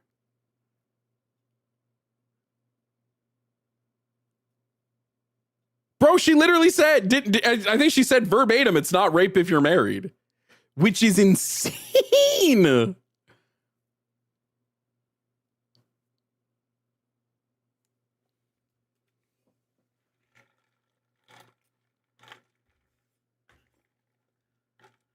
Okay, let me collect the super chats. The vote passed, by the way.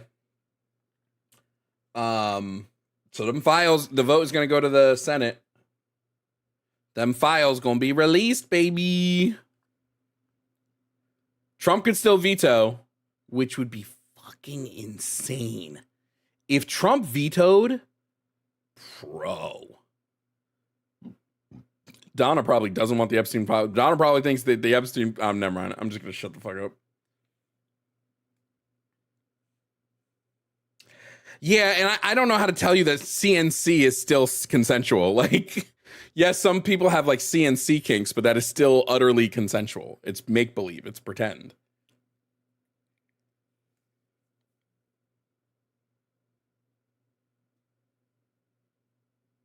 Well, yeah, there's some files that we can't get. Like, we won't get the grand jury stuff. That's just not allowed. That's like legally can't be released. Should we go through super chats? We got a bunch of them. Music Sheep came in clutch as the super chatter of the day. Shout out to you, Music Sheep. Super chatter of the day. Let me go through first. Let me go through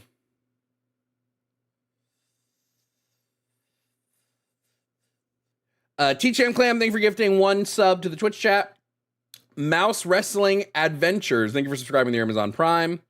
Chucky 1044, thank you for the bits. Ghost Pepper Lollipop, thank you for subscribing to the Amazon Prime. The Actual Mill, thank you for the bits. Silly Josh, thank you for gifting 2 subs. I'm a Democrat? No. God, no. What? I'm registered under the Democratic Party so I can vote in their primaries, but no, I'm not a Democrat. Shit, dude. I can't believe what we just went through. Jimmy, I kind of wish you asked me to join in on that one. We'll pick some times next week for Jimmy to hop on with me so we can have some more. The House passed the Epstein files 427-1.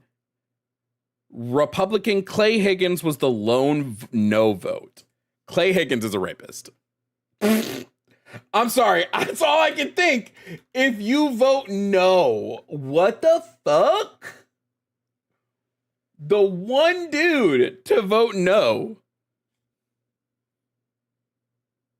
Holy shit. Anyway, let's do our super chats. First of all, Music Sheep. Music Sheep said, a valid reason to believe in Christianity would be that it helps cope with mortality. I don't think that's a valid reason to believe in Christianity, though. You can have any system that helps you believe in cope with mortality. I'm looking for specifics on Christian, you know? From Fanatic 215, thank you for the super chat, said change the wording on the last prompt. Oh, I did that. Yeah, I did that. I mentioned that one while I was doing it, so thank you for that. From Brothel Guy, I actually love the name Brothel Guy. That's pretty funny. Tried to buy the girl's bike, but it said it can't use your address. Yeah, I'm gonna go through tonight and readjust what I'll do, maybe I'll look at what's been ordered the most and replace some of that stuff with some new stuff. Music Sheep, guys, tell Jimmy's in the YouTube chat. Go tell Jimmy what day you want him to co-stream next week. Music Sheep said, I think point 2 is a bit bleh. Oh, you brought that up. Yeah. I think point 2 is pretty good. There's no evidence that Christianity is the one true religion. I don't believe in any religion. I think most belief in religion is flawed. So that would be the issue there. But thank you for the super chats, Music Sheep. Tim Davidson said, Trump been trying to sell the Golden Dome. We just didn't understand. I get that. That's very funny. Goddamn, 8 with that. Balthazar said, bro doesn't even realize his country normalizes trans people with Thomas the Tank Engine back in the 70s. Yeet this clown. Oh, trans people. That's funny. Sheep said, an insecure straight man questions the cat ear headphones. A straight man who understands his sexuality and doesn't fear confirmation would wear a maid outfit and throw it back with zero hesitation. God damn, that's so funny. Sheep also said, I activated my trap card, get skipped, idiot. Music Sheep again. Did the trans versus cis brain study also do studies across different cultures have different ideas of masculinity and femininity? Well, because it isn't about, I don't know, but I don't think masculinity and femininity would play into it as much because it was about specific brain structures. I will do a more big deep dive into those studies so I can give them to you guys a little bit more nuanced. I've written them off primarily because it doesn't tell you that trans brains are the same as cisgender brains. It just says there's similarities. So I don't really like to use those. The only good economic idea Trump had was to lower taxes on people who make their wage through tips. I don't think he actually even did anything about it, though. He just signed things federally, at least, that federal taxes won't take your tips. Sapphic Hazard, thank you for the super chat, friend. Data science specialist here. KJ is fully talking out of his ass. Statistics precede the narrative, or that narrative is colloquially bullshit. True. KJ's shit was weird. Music Sheep again. Trump also said he would make at-home dialysis affordable to those who with kidney failures, but I guess Trump was too busy eating Taco Bell and Bill Clinton's knob to actually follow through with it. Music Sheep, you sent so much of these. I'm just going to read a bunch of Music Sheeps back to back, basically. So for the next, couple minutes, this is the Music Sheep show, not the Jovan Bradley show. Caller should go back to where he came from. Music Sheep, I wouldn't say that. I think the caller might have been, well, I don't know what your race is. I hope that you're not white and said that. Music Sheep again. One time I showed my mom a meme saying that the Bible has sex, rape, slavery, genocide, and other abhorrent things. And my mom said, well, that's all stuff that the Bible says is bad. I don't think she actually read her Bible. I don't think she read it either. I said it before. I'll say it again. A lot of Christians are actually just secularists. That's what it felt like the one dude was a secularist, not a Christian at all. If all of Jesus's followers are Christians, then are Jews Christians, are Muslims Christians? They don't believe he was Messiah, but they followed him. Good thought. The Christian Bible makes multiple references that Jesus is both the Son of God, a piece of God, and a form of God himself. This was in reference to the caller that was saying that nowhere in the Bible does it affirm Jesus' divinity. The Romans literally made the part about miracles to make Jesus more godly. They did this to make the Roman public easier to rule under religion. This caller has no clue what he's talking about. The Romans did that. They did that. We should bring back dunce caps. They're really funny and some people should be forced to wear them. I agree. Did y'all hear that? They're cutting my grass all of a sudden. It's considered a sin to till soil with a donkey and an ox at the same time. Let me turn on some music to try to drown that out a little bit. It's considered a sin to till soil with a donkey and an ox at the same time. Same with planting two seeds in the same soil. Same verse about gay people, and both are punished the same way. There's a Bible passage where a holy man tortures a woman because she was with men who are like a horse. Incel behavior. Oh, shit. I recommend looking up Ezekiel 23 for details on the torture. YouTube won't let me post it. Okay. This caller is giving me the heebie-jeebies. I agree. Vampy! Hi, Vampy. Said, thank you for being kinder than me, Jovan. I stole Donna's pronouns, so it's nice you gave him some pronouns to borrow. Music Sheep again. Donna is schizo posting. Please end call with the 20 minutes are up and send this money to her, along with a phone number for psychiatric care. Also, Music Sheep. It's almost like the Bible was written by different people for different reasons and ideas on how the public should think. From Liquid Ice. Don't let her move away from that question. I don't remember which question, but we got to the crazy part of Donna, apparently. That's the thing. I'm really good in debates about getting people to tell me what the craziest beliefs they have are. And Donna's... Let me shut my window real quick. Golly.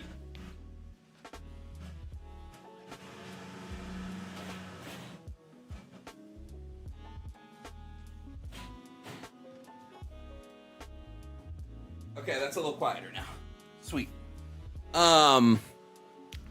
Music Sheep again. People recorded ages through moon cycles, not years. That's why people had the age of over 200. Each moon cycle is about a month.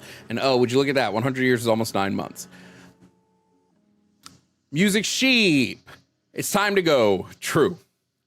From Batmat05, these are the consequences of religious brainwashing, and people wonder why we want to separate church and state. Agreed. Music Sheep again. Donna needs to learn about CNC. Yep. And then reminder that she said that she has raised kids. Should have asked her, what if your kids? What if your kids? You know? From McDubbin, Donna is Ghislaine. And the Music Sheep again, by the way, my birthday is tomorrow. Oh, hopefully tomorrow, remind me tomorrow and I'll give you a birthday shout out with the birthday song.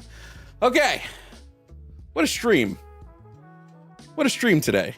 Thank you to our super chatters over on Twitch. We are going to over on YouTube. We are going to go to Twitch to play the second episode of Dispatch. So if you want to join us over on Twitch for that, you can come join us on Twitch. But for those of you that were here from YouTube for the debates, thank you for being here for the debate show.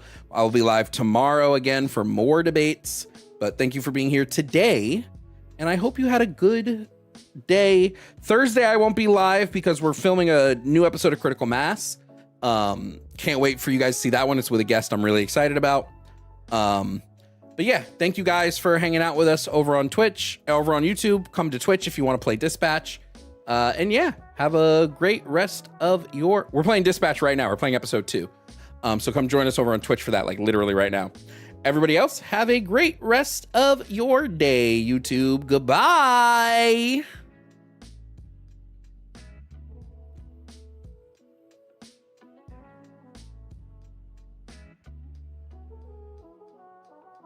Hey guys.